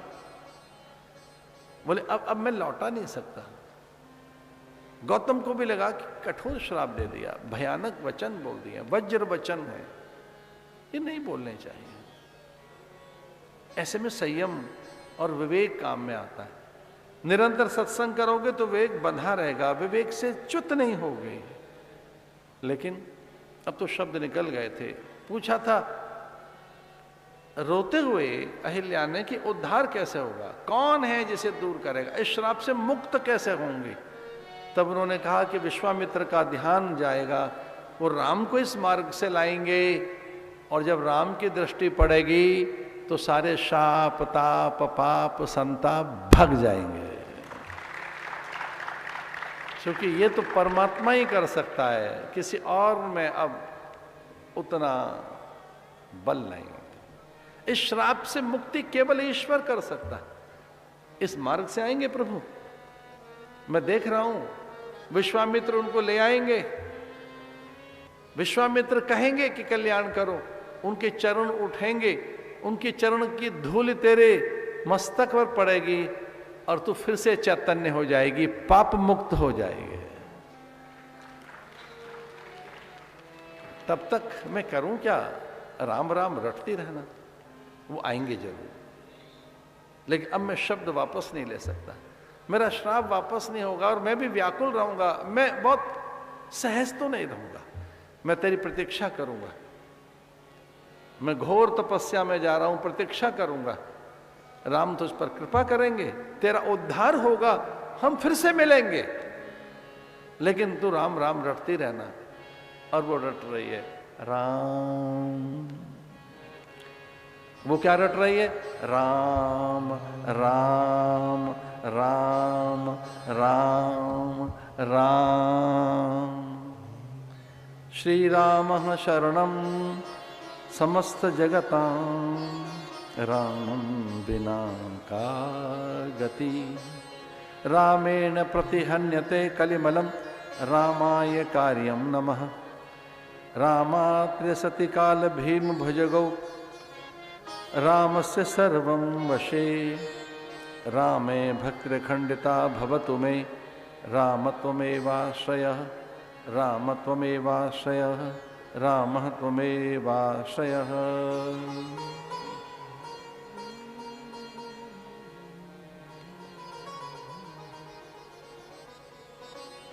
आश्रम एक दीख मग माही, खग मृग जीव जंतु तह नहीं। झुलसता हुआ सा एक सरोवर जिसमें जल नहीं है, हंस नहीं है, कुमुदनी नहीं खिल रही है, वृक्ष है पर हरितिमा नहीं है, पशु पंछी नहीं है। जब पशु वहां पे पुष्प नहीं है तो स्वाभाविक है कि वहां भ्रमर नहीं है, तितलियां नहीं है और मधुकर नहीं है, कोई सुंदर शोभा नहीं, अकेली वो शिला बनकर बैठी है। राम जी का ध्यान गया। इस पर पद्म पुराण एक बात कहता है, वो सुनने लायक है, कि दुनिया आपको भले ही छोड़ दे, भगवान कभी नहीं त्यागेंगे आपको, कभी नहीं। उनका ध्यान आप पर जाएगा, निसंदेह जाएगा। राम जी का ध्यान चला गया तो राम ने क्या किया, राम ने अपने पैर उठाया गुरु की आज्ञा से। ऋषि कहते हैं पैर उठाइए, चरणों की धूल इसके ऊपर डालिए, ये पत्थर है और ये पति ये कह कर गया है, उसके वचन सिद्ध कीजिए। इसके पति ने कहा है कि जब चरणों की धूल गिरेगी प्रभु की, उस धूल से तू जब स्पर्शित होगी तभी चैतन्य होगी, तेरा उद्धार होगा। इसलिए पग उठाए प्रभु अपना। भगवान ने पैर उठाया, उनकी धूल गिरी उस चट्टान के ऊपर, और तुलसीदास जी लिखते हैं पर सद पद पावन कन सावन प्रगट भई तब कुंज सही पर सद पद पावन सुकन सावन प्रगट भई तब कुंज सही देखत रघुनायक जन सुखदायक सन्मुख हुई कर जोर रही पर सद पद पावन शोकन सावन प्रगट भई जब कुंज सही अति प्रेम अधीरा पुलक शरीरा मुख नहीं आवे वचन कही अतिशय बड़ भागी चरण लागी युगल नयन जलधार बहे पर सद पद पावन शोभन सावन धीरज मन कीना प्रभु कहूँ चीना रघुपति कृपा भगति पाई अति निर्मल वाणी स्तुति ठानी ज्ञान गम्य जय रघुराई पर सद पद पावन शोकन सावन। भगवान ने स्पर्श किया, अहिल्या अपने मूल रूप में भगवत शक्तियां पाकर परम पवित्रा बन गई। भगवान ने अपनी शक्ति विभूति अपना स्वरूप दिया और वह परम पवित्रा हो गई। जो भगवान ने कहा था उसे सुनना होगा, उसे याद रखना। मैं कुछ कह रहा हूं, जो भगवान ने कहा था वो कह रहा हूं, ध्यान रखना। भगवान ने कहा था स्त्री सदैव पवित्र होती है, वो अपवित्रा नहीं होती। स्त्री पवित्र ही होती है। बच्चे को खिला लेती है, खुद खा रही है। अब कौन सा संस्कार लाए? बालक भूखा है, औषधि देनी है बच्चे को, दूध पिलाना है बालक को, औषधियां देनी है वृद्धों को, अतिथि द्वार पर आया है, पति की प्रत्येक कामना की पूर्ति करनी है। पवित्रा है, सिद्धा है, उसे सिद्धा कहा गया है, उसे सुमंगला कहा गया है, सुचरिता है, वह शुभ लक्षणा है, वह घर की लक्ष्मी है, वह पवित्रा है, सर्वे वह पवित्रा। इसलिए भगवान ने कहा स्त्री पवित्र होती है और उसी से जगत बना है। त्वम स्त्री, इसी से बना है। जो पहले स्त्री है, आ ब्रह्म कीट जननी, वो ब्रह्म से लेकर कीट को पैदा करती है। नारायण दशाकृति, अपने नखोत्पन्ना कर अंगुल ने नखोत्पन्ना नारायण दशाकृति, अपने ऐसे ही नखूनों से पैदा कर देती है। वह परम पवित्र है, पूज्या है। हाँ, शरीर वैसा है, खेत है, प्रकृति है, तो सारे धर्म उसमें रहते। कहीं वो अग्नि है, कहीं वो जल है, कभी पवन प्राण है, अधिक सामर्थ्य है उसमें। उसकी प्रत्येक मास में भिन्न प्रकृति हो जाती है, वो अधिक और प्रकृति के निकट है। प्रत्येक मास में उसकी भिन्न प्रकृति होती है, अलग प्रकार की प्रकृति। वो खेत है महाराज, वो जननी है, उसे जीवन है। अभी तो विज्ञान ने नई बात कह दी कि पुरुष में स्टेम सेल अधूरी है और स्त्री की पूरी है। स्टेम सेल उसकी कंप्लीट है। तो विज्ञान ने भी नई बात कह दी है कि स्त्री पूरी है, पूर्णा है। श्रीमान जी की बात अलग है।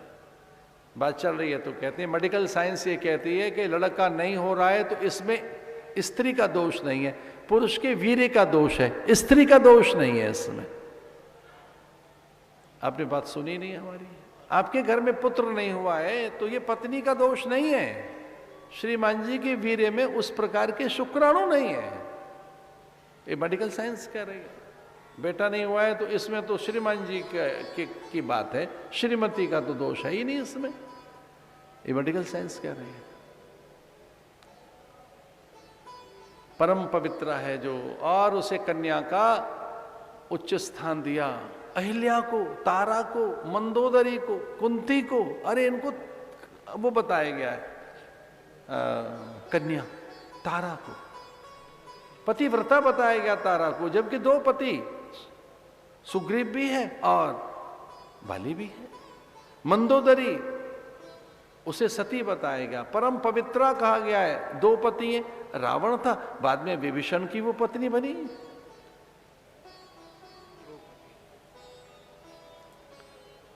कौन सा तत्व किस में अधिक है ये बात तय होती है गुरु के कहने से।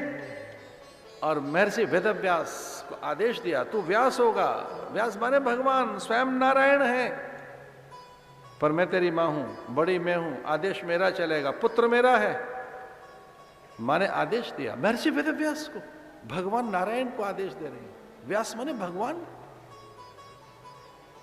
कृष्ण द्वैपायन, नारायण के 24 अवतारों में से एक अवतार व्यास, और उनकी मां आदेशित कर रही हैं कि मुझे उत्तम कोटि की संतान चाहिए और इन मेरी पुत्र वधुओं से मुझे संतान दे, हस्तिनापुर के लिए योग्य राजा चाहिए,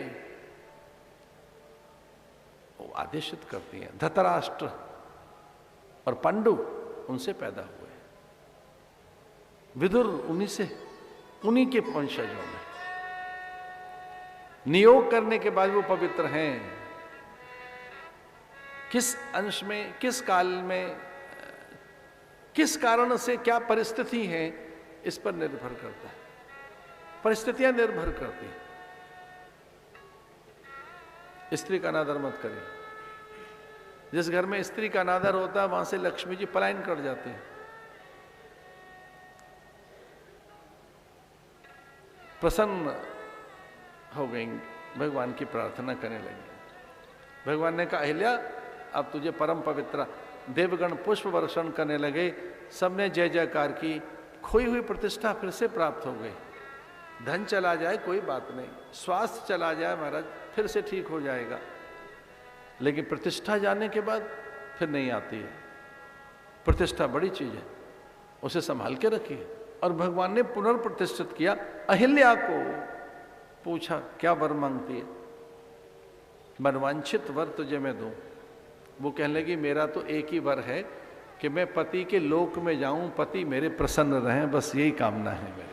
यही भांति सिधारी गौतम नारी, बार बार हरि चरण करी, जो अति मन भावा सोही वर पावा, गई पति लोक आनंद भरी, परसत पद पावन शोक न सावन, प्रगट भई तप कुंज सही, प्रगट भई तप कुंज सही।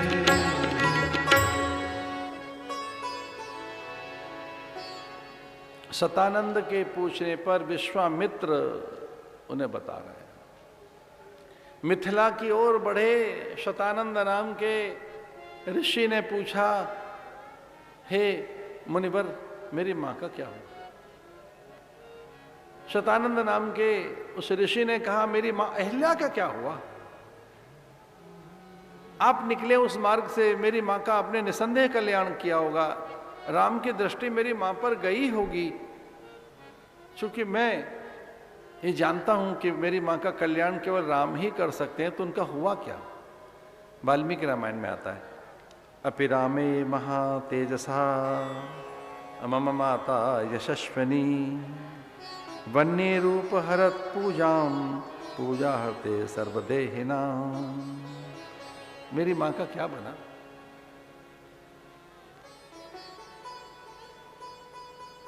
क्या मेरी मां ने भगवत प्राप्ति कर ली? क्या मेरी मां पुनर्जीवित हो गई, पुनर्प्रतिष्ठित हो गई?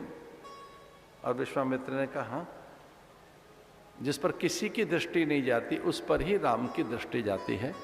राम की दृष्टि से, राम के दृष्टिपात से, उनके स्पर्श से आपकी माता पुनः प्रतिष्ठित हो गई हैं और आपके पिता और माता में परस्पर स्नेह है।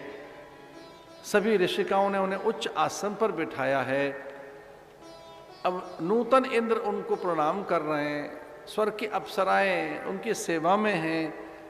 अहिल्या को भगवान ने स्वीकार कर लिया है। इस प्रकार की कथा आती है। मिथिला में प्रभु का प्रवेश है। जिधर जा रहे हैं गुरु वो उधर जा रहे हैं। विश्वामित्र ने अब संकेत किया, राम ये नहीं पूछ रहे हैं कि आप जिस काम के लिए लाए थे वो तो हो गया। आप मुझे ये कहकर लाए थे कि ताड़िका का तारण करना है, निष्कंटक बंद करना है। अब तो ताड़िका का तारण हो गया, अब तो अहिल्या का भी उद्धार हो गया। वो ये नहीं कहते हैं कि अब हम अयोध्या कब लौटेंगे। वो जानते हैं कि ये ऋषि हैं, गुरु हैं, जिस ओर लेकर जाएंगे वही हमारा कार्य है। आगे आगे चल रहे हैं वो और राम पीछे पीछे। एक अर्थ यही है इसका, गुरु के पीछे पीछे चलते रहना, आगे मत चलना। महाजनो येन गतः स पंथा, उस रास्ते पे चलिए, अनुयायी बनिए, अनुसरण कीजिए, अनुगमन करो, अनुशीलन करो, फॉलो कीजिए उनको, उनके फुटप्रिंट्स को फॉलो कीजिए, उनके जो चिन्ह हैं, चरण चिन्ह, जहां जहां से वो निकले हैं उनको, उनका पीछा करो। राम उनका पीछा कर रहे हैं। वो पूछ नहीं रहे कि गुरुदेव अब कब लौटेंगे अयोध्या। लखन उनके भी पीछे है। जिधर राम चलेगा उधर मैं चलूंगा, जिधर गुरु चलेगा, राम कहते मैं उधर चलूंगा। चल पड़े मिथिला की ओर, और वहां तो सभी जा रहे हैं। अंग बंग कलिंग द्रविड़ उत्कल मगध कुरु पांचाल, सभी देशों से, कौशल, देश देशांतरों से, लोक लोकांतरों से, न जाने सभी दिशाओं से, कितनी दिशाओं से अनेक राजा उस ओर ही तो बढ़ रहे हैं। विविध विमानों के द्वारा, अनेक साधनों के द्वारा पूरे संसार भर के राजा जनकपुर की ओर जा रहे हैं।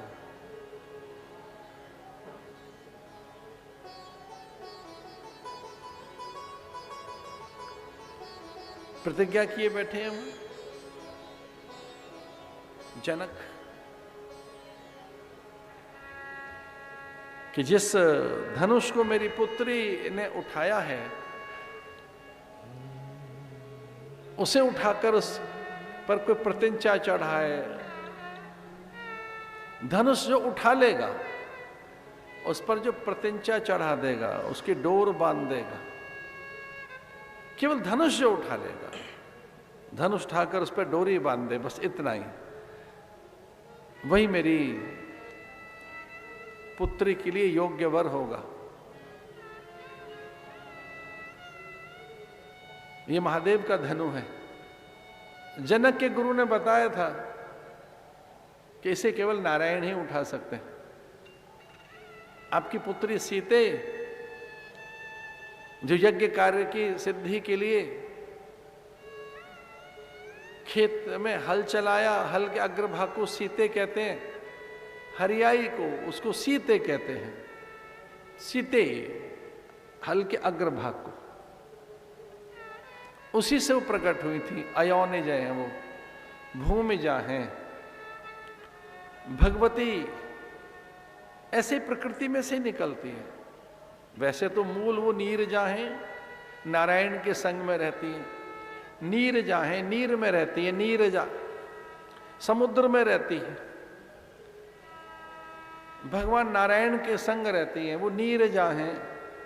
लेकिन कभी अवतार काल में जब नारायण भुवो भारावताराय, जब भगवान धरती पर भार उतारने के लिए आते हैं तो नीरजा भूमिजा बन जाती हैं, फिर धरती से प्रकट होती हैं। भूमिजा, सीता का नाम है भूमिजा। सीता उद्भव, स्थिति, संहार कारणीम, क्लेश हारणीम, सर्वशेष करीम सीता, न तो हम राम वल्लभाम। उद्भव, स्थिति, संहार, सृष्टि, स्थिति, लय। जो सृष्टि है, स्थिति है और लय माने संहार है, उसकी कारक सत्ता है पराम्बिका सीता, जगदम्बिका सीता। सर्वशेष करीम सीता क्या करती हैं? क्लेश हारिणीम, जितने क्लेश हैं उनका समन करती हैं सीता। यह मेरी पुत्री सीता पराम्बिका है, जगदम्बिका है। अम्मा ने स्वप्न में दर्शन दिए, पति पत्नी को कहा मैं आ रही हूं। जनक ने पूछा किस गुण से रीझ कर आप हमारे पास आ रही हैं? तो उन्होंने कहा तू शिव स्वरूप है, आनंद स्वरूप है, सच्चिदानंद स्वरूप है, तुझ जैसा ज्ञानी कोई धरती पर नहीं। तेरे ज्ञान गुण से रीझ कर तेरी पुत्री बनने के लिए आ रहे हो। तेरे ज्ञान गुण से रीझ कर, तुझमें जो ज्ञान की सत्ता है, तू स्वयं ब्रह्मवत है, ईश्वर जैसा ही है। तेरे इस ईश्वरत्व को अभिनंदन करने के लिए, तेरे ईश्वरत्व को आदर देने के लिए, तू भिन्न नहीं है उससे, ये भान रहता है। तो एक पल विलग नहीं है, अज्ञान तुझ में रहता नहीं है, इससे ही रीझ कर मैं तेरे पास आ रही हूं। एक बार यज्ञ करते समय यज्ञ का आनंद इतना अधिक था, शतानंद वहां थे, वामदेव और जाबाल वहां थे।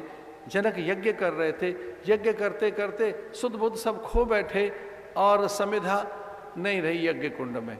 अग्नि शांत होने को थी, अब स्वाहा करें तो अग्नि तो वहां है ही नहीं, मंद अग्नि हो गई थी, किसी को ध्यान नहीं रहा। वहां जो ऋत्विज थे, आचार्य थे, यज्ञ के समय सभी सुध बुध खोकर समाधि में चले गए। जनक की स्वाहा ध्वनि से आनंदित होकर समाधि में चले गए।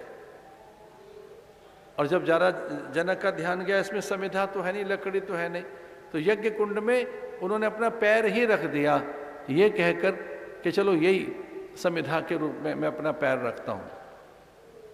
अग्नि वहां से भड़कने लगी और स्वाहा स्वाहा चलता रहा।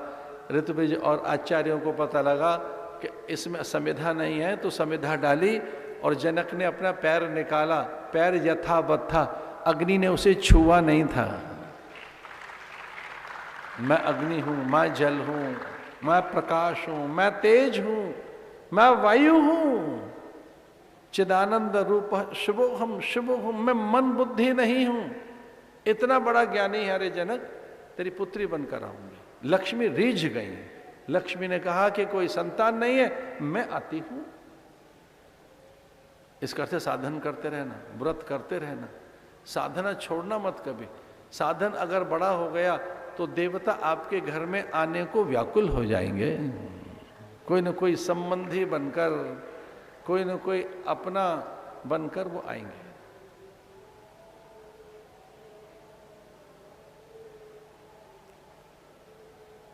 जो धनुष उठा लेगा उसी को वरमाला डालेगी मेरी पुत्री।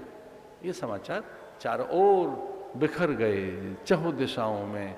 स्वयंवर के लिए आमंत्रित किया राजाओं को, कहा आओ आओ और उठाइए इस धनुष को। तो सभी दिशाओं से राजा, बड़ा सुंदर सा दृश्य है वहां। समाचार मिले, विश्वामित्र आए, विश्वामित्र महामुनि आए, समाचार मिथिला पति पाए। हाथ में सुंदर पूजा का थाल लेकर अपनी पादुकाएं त्याग दी, माथे का मुकुट उतार दिया, अपनी वक्षस्थल से मोतियों की माला उतार दी। सामान्य साधक के रूप में सुंदर सा थाल लेकर उसमें फल फूल मधुपर्क द्रव्य सुंदर परिधान गुरु पूजन के लिए चले। अनायास गुरु का आगमन बिना आमंत्रण के, इससे सद्भाग्य की बात क्या हो सकती है। द्वार पर वो सम्मान करने नहीं पहुंचे थे किसी के भी, सीमाओं के द्वार पर अन्य राजाओं का आदर करने नहीं पहुंचे थे।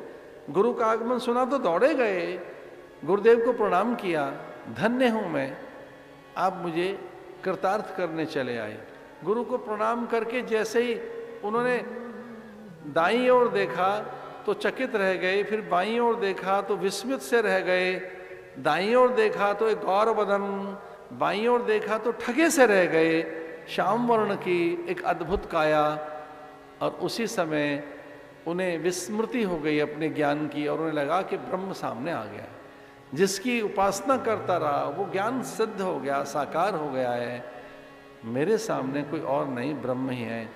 इन्हीं विलोकत अति अनुरागा, बरबस ब्रह्म सुख ही मन त्यागा।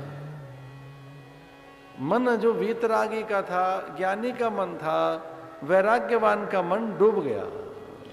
मूर्ति मधुर मनो हर देखी, मूर्ति मधुर मनो हर देखी, भय विदेह मिले विसेखी, भय विदेह मिले विसेखी।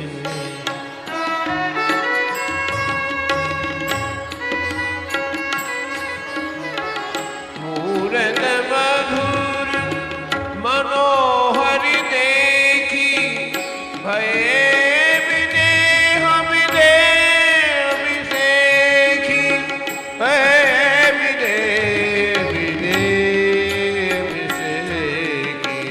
मूरत मधुर मनोहर देखी, इन्हीं बिलोकति अति अनुरागा, बरबस ब्रह्म सुख ही मन त्यागा। मूर्ति मधुर मनो हर दे।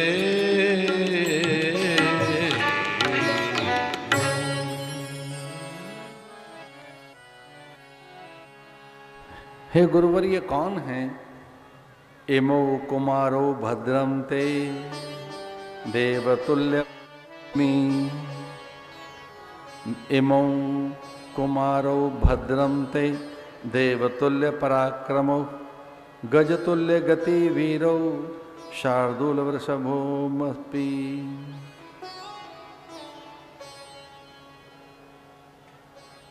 यदक्षेगाम प्राप्तो देवलोक दिवामरहो।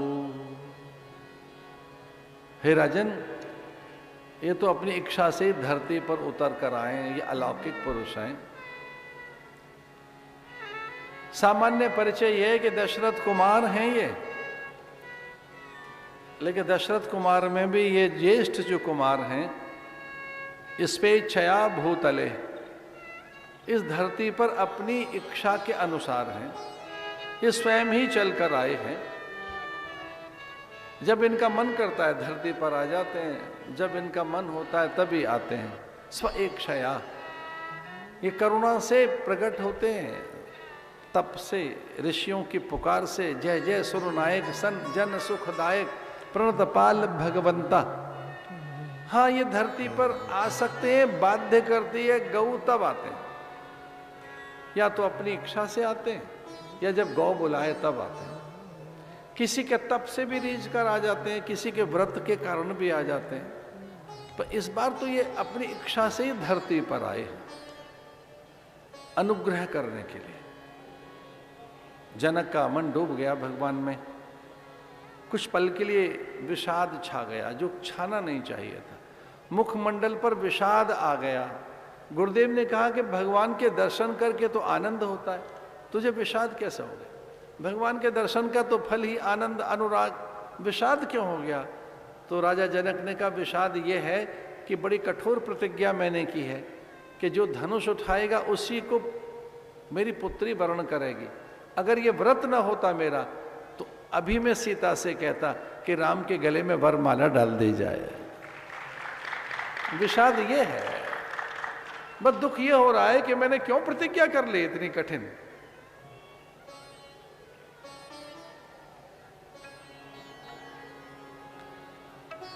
सारे नगर में समाचार हैं ये तो।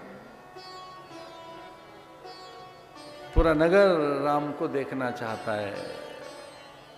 युवतिन भवन झरोखन लागे, युवतियां, तरुणियां, किशोरियां, बाल, वृद्ध, नर नारी, ऋषि मुनि, सबका ध्यान हट गया, केवल राम पर ही सबका ध्यान है। युवती भवन झरोखन लागी, निरखहि राम रूप अनुरागी। युवती भवन झरोखन लागी, निरखहि राम रूप अनुरागी। कहे परस्पर बचन सप्रीति, कहे परस्पर बचन सप्रीति। सकीन कोटि काम छवि जीती रम, युवती भवन झरोखन लागी, निरखे राम रूप अनुरागी।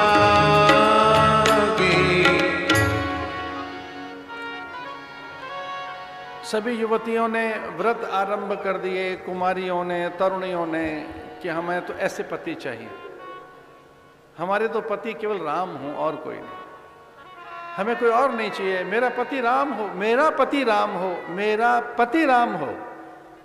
युवतियां व्रत करने लगी, उपवास करने लगी, हमें और कुछ नहीं चाहिए। ये पूर्ण पुरुष, ये पुरुषोत्तम, ये नरोत्तम, ये दिव्य महापुरुष हमारे जीवन में पति के रूप में हमें मिले, हमें अब कुछ नहीं चाहिए। मिथिला में गए राम तो वहां की युवतियां, किशोरियां, तरुणियां राम को विचार करके कहने लगी पति ऐसा हो हमारा। राम ने कहा इस बार तो मैं सीता का रहूंगा, द्वापर में सबका रहूंगा। ये जो व्रत कर रही हैं इनका षोडश सहस्त्र, और वैसे पति नहीं बना तो परम पिता बन के रहूंगा, परमेश्वर बनकर रहूंगा, सबके प्राणों में स्पंदन बन के रहूंगा। अभी तुम्हारे व्रत फलीभूत नहीं होंगे। षोडश सहस्त्र सुकुमारियां नरकासुर की कारागृह में थी, भगवान ने उन्हें आदर दिया। षोडश सहस्त्र रानियां द्वारिका में, ये मिथिला की कुमारियां व्रत कर रही थी, फलीभूत हुए व्रत इनके द्वापर में।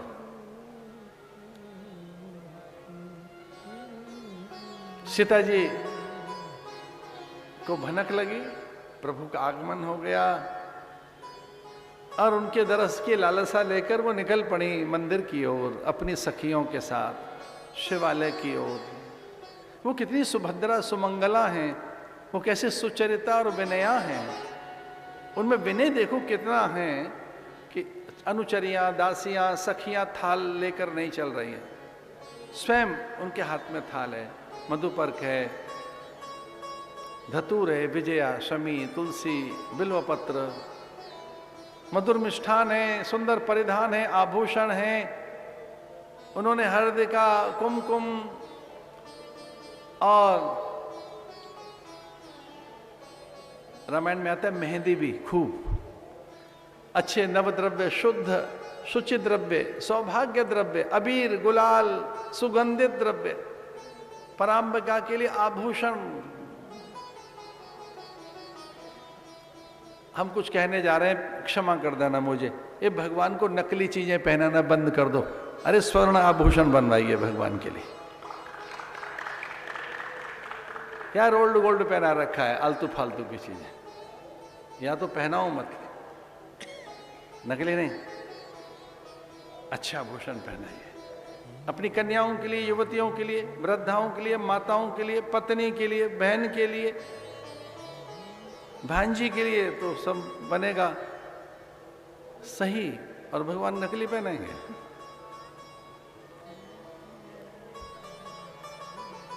इमिटेशन, सेमी प्रेसिस, बिल्कुल नहीं। हमारी बातों को क्षमा कर देना, या तो तुलसी पत्ता चढ़ाओ, नहीं तो नकली आभूषण उतारिए, तुलसी पत्र से रिझ जाएंगे। अरे ढंग के आभूषण पहनाइए, आभूषण लेकर गए तो जय गज बदन षडानन माता, जगति जननी दामिनी दुति गाता। जय जय जय गिरिराज किशोरी, जय महेश मुख चंद्र चकोरी। पूजन करने लगी, आभूषण चढ़ाने लगी, वस्त्र धूप दीप नैवेद्य। माता प्रसन्न हो गई। पार्वती पत्थर में से निकल आई, पत्थर में से पार्वती निकल कर आई। वैसे भी वो पत्थर से ही पैदा हुई है, शैल से ही तो शैलजा निकली है। वो इतनी करुणा संपन्ना है शैला, शैलजा, शैला। शैल में से निकली है, पत्थरों में से निकली है पार्वती। पत्थर को चूर चूर करके निकली है, चट्टानों को चूर चूर करके निकली है शैलजा, शैला। वो पराम्बा पार्वती प्रकट हो गई। विनय प्रेमवश भई भवानी, खसी माल मूरत मुस्कान। पराम्बा प्रसन्न हो गई। मन चाहे राचो मिले सो, बर सहज सुंदर सावरो। करुणा निधान सुजान शील स्नेह, जानत रावरो। ऐ भांति गौर आशीष सुन सियहि, हर्षित अली। तुलसी भवानी पूजी पुनि पुनि मुदित मन मंदिर चल। जान गौर अनुकूल, सियहि हर्ष न जात कही। मंजुल मंगल मूल, बाम अंग भर कन लगे। जान गौर अनुकूल। जब पता लग गया पराम्बा प्रसन्न हो गई हैं, मेरे अनुकूल हैं, ये हमें पता लग जाता है उपासना में कि इष्ट अनुकूल है कि नहीं।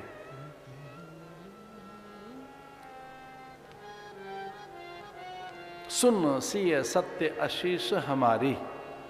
सुन सिय सत्य आशीष हमारी। सुन सिय सत्य आशीष हमारी।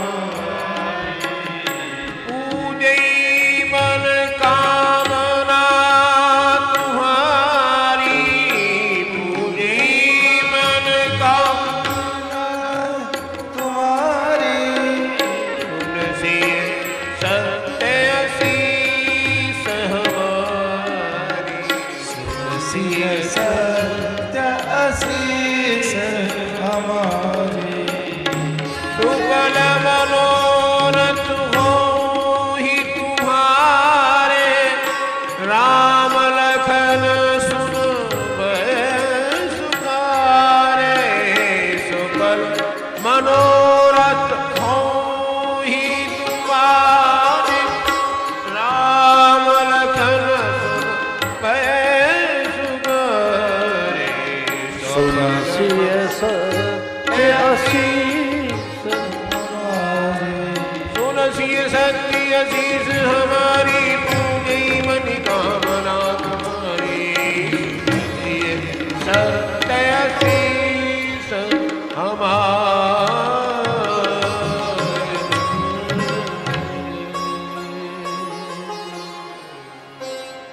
पत्थर में से प्रकट पार्वती ने कहा, मेरे आशीर्वाद हैं, मेरे वचन मिथ्या नहीं होंगे। जिस कामना से तैने पूजन किया है पूरी हो गई। वाम अंग फरकने लगे। कब? जान गौर अनुकूल। गौरी अनुकूल हो गई हैं और वो आशीष दे रही हैं। विनय प्रेमवश भई भवानी। जो सीता ने माला पहनाई थी, पार्वती को अपने हाथों से बनाई थी पुष्पमाल।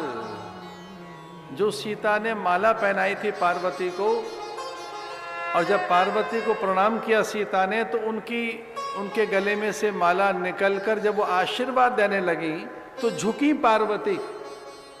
पार्वती झुकी आशीर्वाद देने के लिए, तो माला गिरकर सीता के गले में ही पड़ गई। वो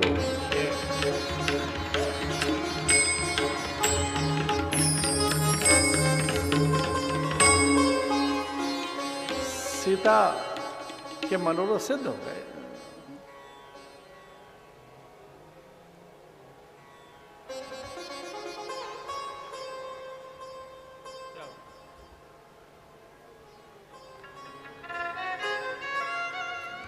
ऐसी कोई मर्यादा नहीं है कि 12 बजे तक की कथा होगी, आगे भी हो सकती है।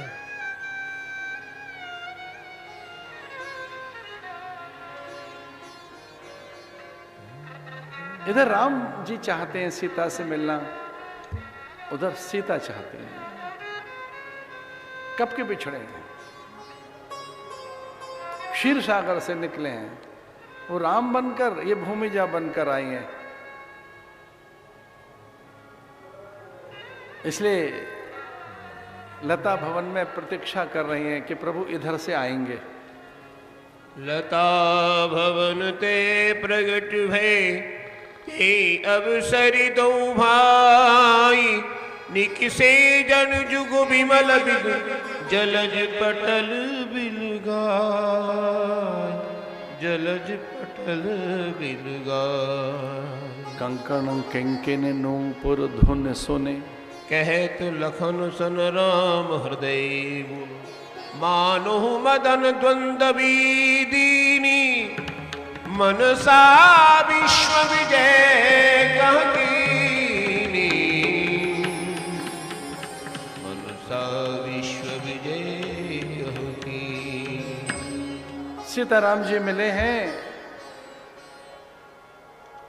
रघुवंशन कर सहज स्वभाव, मन कुपंथ पग धरई नकाऊ। राम ने सीता को देखा तो टकटकी लगाकर देखते रहे, सीता जी राम को, राम सीता जी को। सखियां समाधि में चली गई, लक्ष्मण आनंद अनुराग में हैं। कोई पहली बार तो ऐसा देखा नहीं है, युग युगांतरों से ये दृश्य देखा तो है। नारायण लक्ष्मी को देख रहे हैं, लक्ष्मी जी नारायण को देख रही हैं। इन दोनों के बीच में युगों युगों से एक तीसरा भी है, उसका नाम है शेषनाग। शेष शैया पर भगवान विराजमान है। लक्ष्मी और नारायण के बीच में एक और भी है, तीसरा, उसका नाम है शेषनाग। भगवान की मधुर छवि देकर, और भगवान इतने आसक्त हैं कि सीता को देखे जा रहे हैं बस, और सीता जी राम को। कुछ पल के बाद राम को ऐसा लगा कि मैं निरंतर सीता को निहार रहा हूं, लक्ष्मण को बता दूं कि ये चूक नहीं है मेरी। मन कुपंथ पग धरहि न कऊ। अरे हम रघुवंशी हैं, पर नारी को कभी नहीं निहारते। सपने में ही मैंने परिस्त्री कभी देखी नहीं है। सावधान लक्ष्मण, सीता मेरी है। मोय अतिशय प्रतीत मन केरी, जिन सपने परिनार नहेरी। सपने में भी मैंने परिस्त्री का चिंतन नहीं किया, सीता मेरी है। और इस प्रकार से राम सीता का मिलन हो गया है। मर्यादा ही रखेंगे, 12 माने 12 रखेंगे। मर्यादा माने मर्यादा, तो ये 12 ही बज रहे हैं, अब मर्यादा ही रखेंगे। मर्यादा पुरुषोत्तम की कथा है। मर्यादाएं समुद्र कभी नहीं लांघता। जो मर्यादाएं तोड़ती हैं नदियां, वो उपद्रव कर देती हैं। मर्यादा में ही रहना चाहिए। मर्यादा ये कहती है आज इतना ही काफी है। हम तो आगे बढ़ना चाहते थे, पड़ोसी कह रहे हैं कि रहने दो, हमारी बारी है।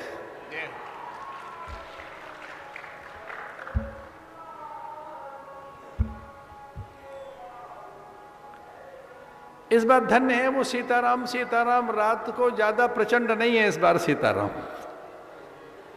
जितना पिछले कुंभ में था। आओ मिलजुल कर एक चौपाई गाते हैं प्रभु के लिए, फिर आरती करेंगे।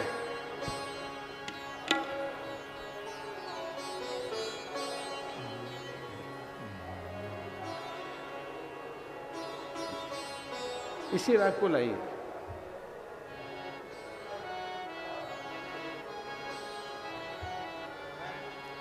मंगल भवन अमंगलहारी, मंगल भवन अमंगलहारी, मंगल भवन अमंगलहारी, मंगल भवन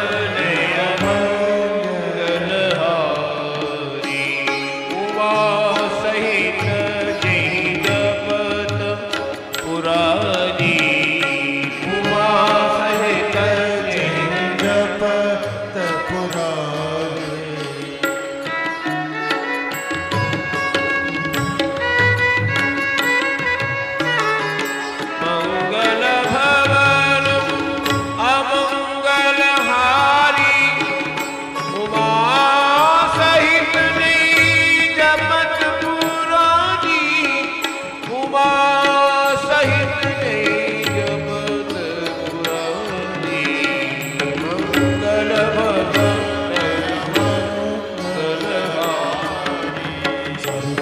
द प म ग नि ध नि सा सा रे सा नि ध प म प ग म ग रे सा मंगल भवन अमंगलहारी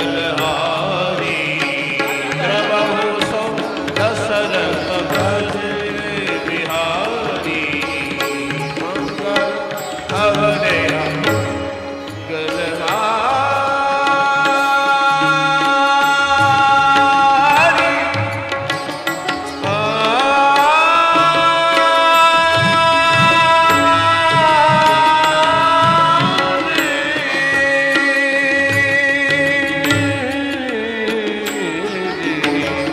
मंगल भवन अमंगलहारी उमा सहित जय जप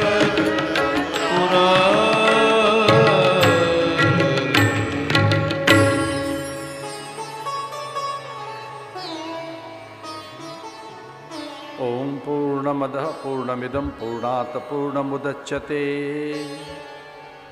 पूर्णस्य पूर्णमादाय पूर्णमेवावशिष्यते।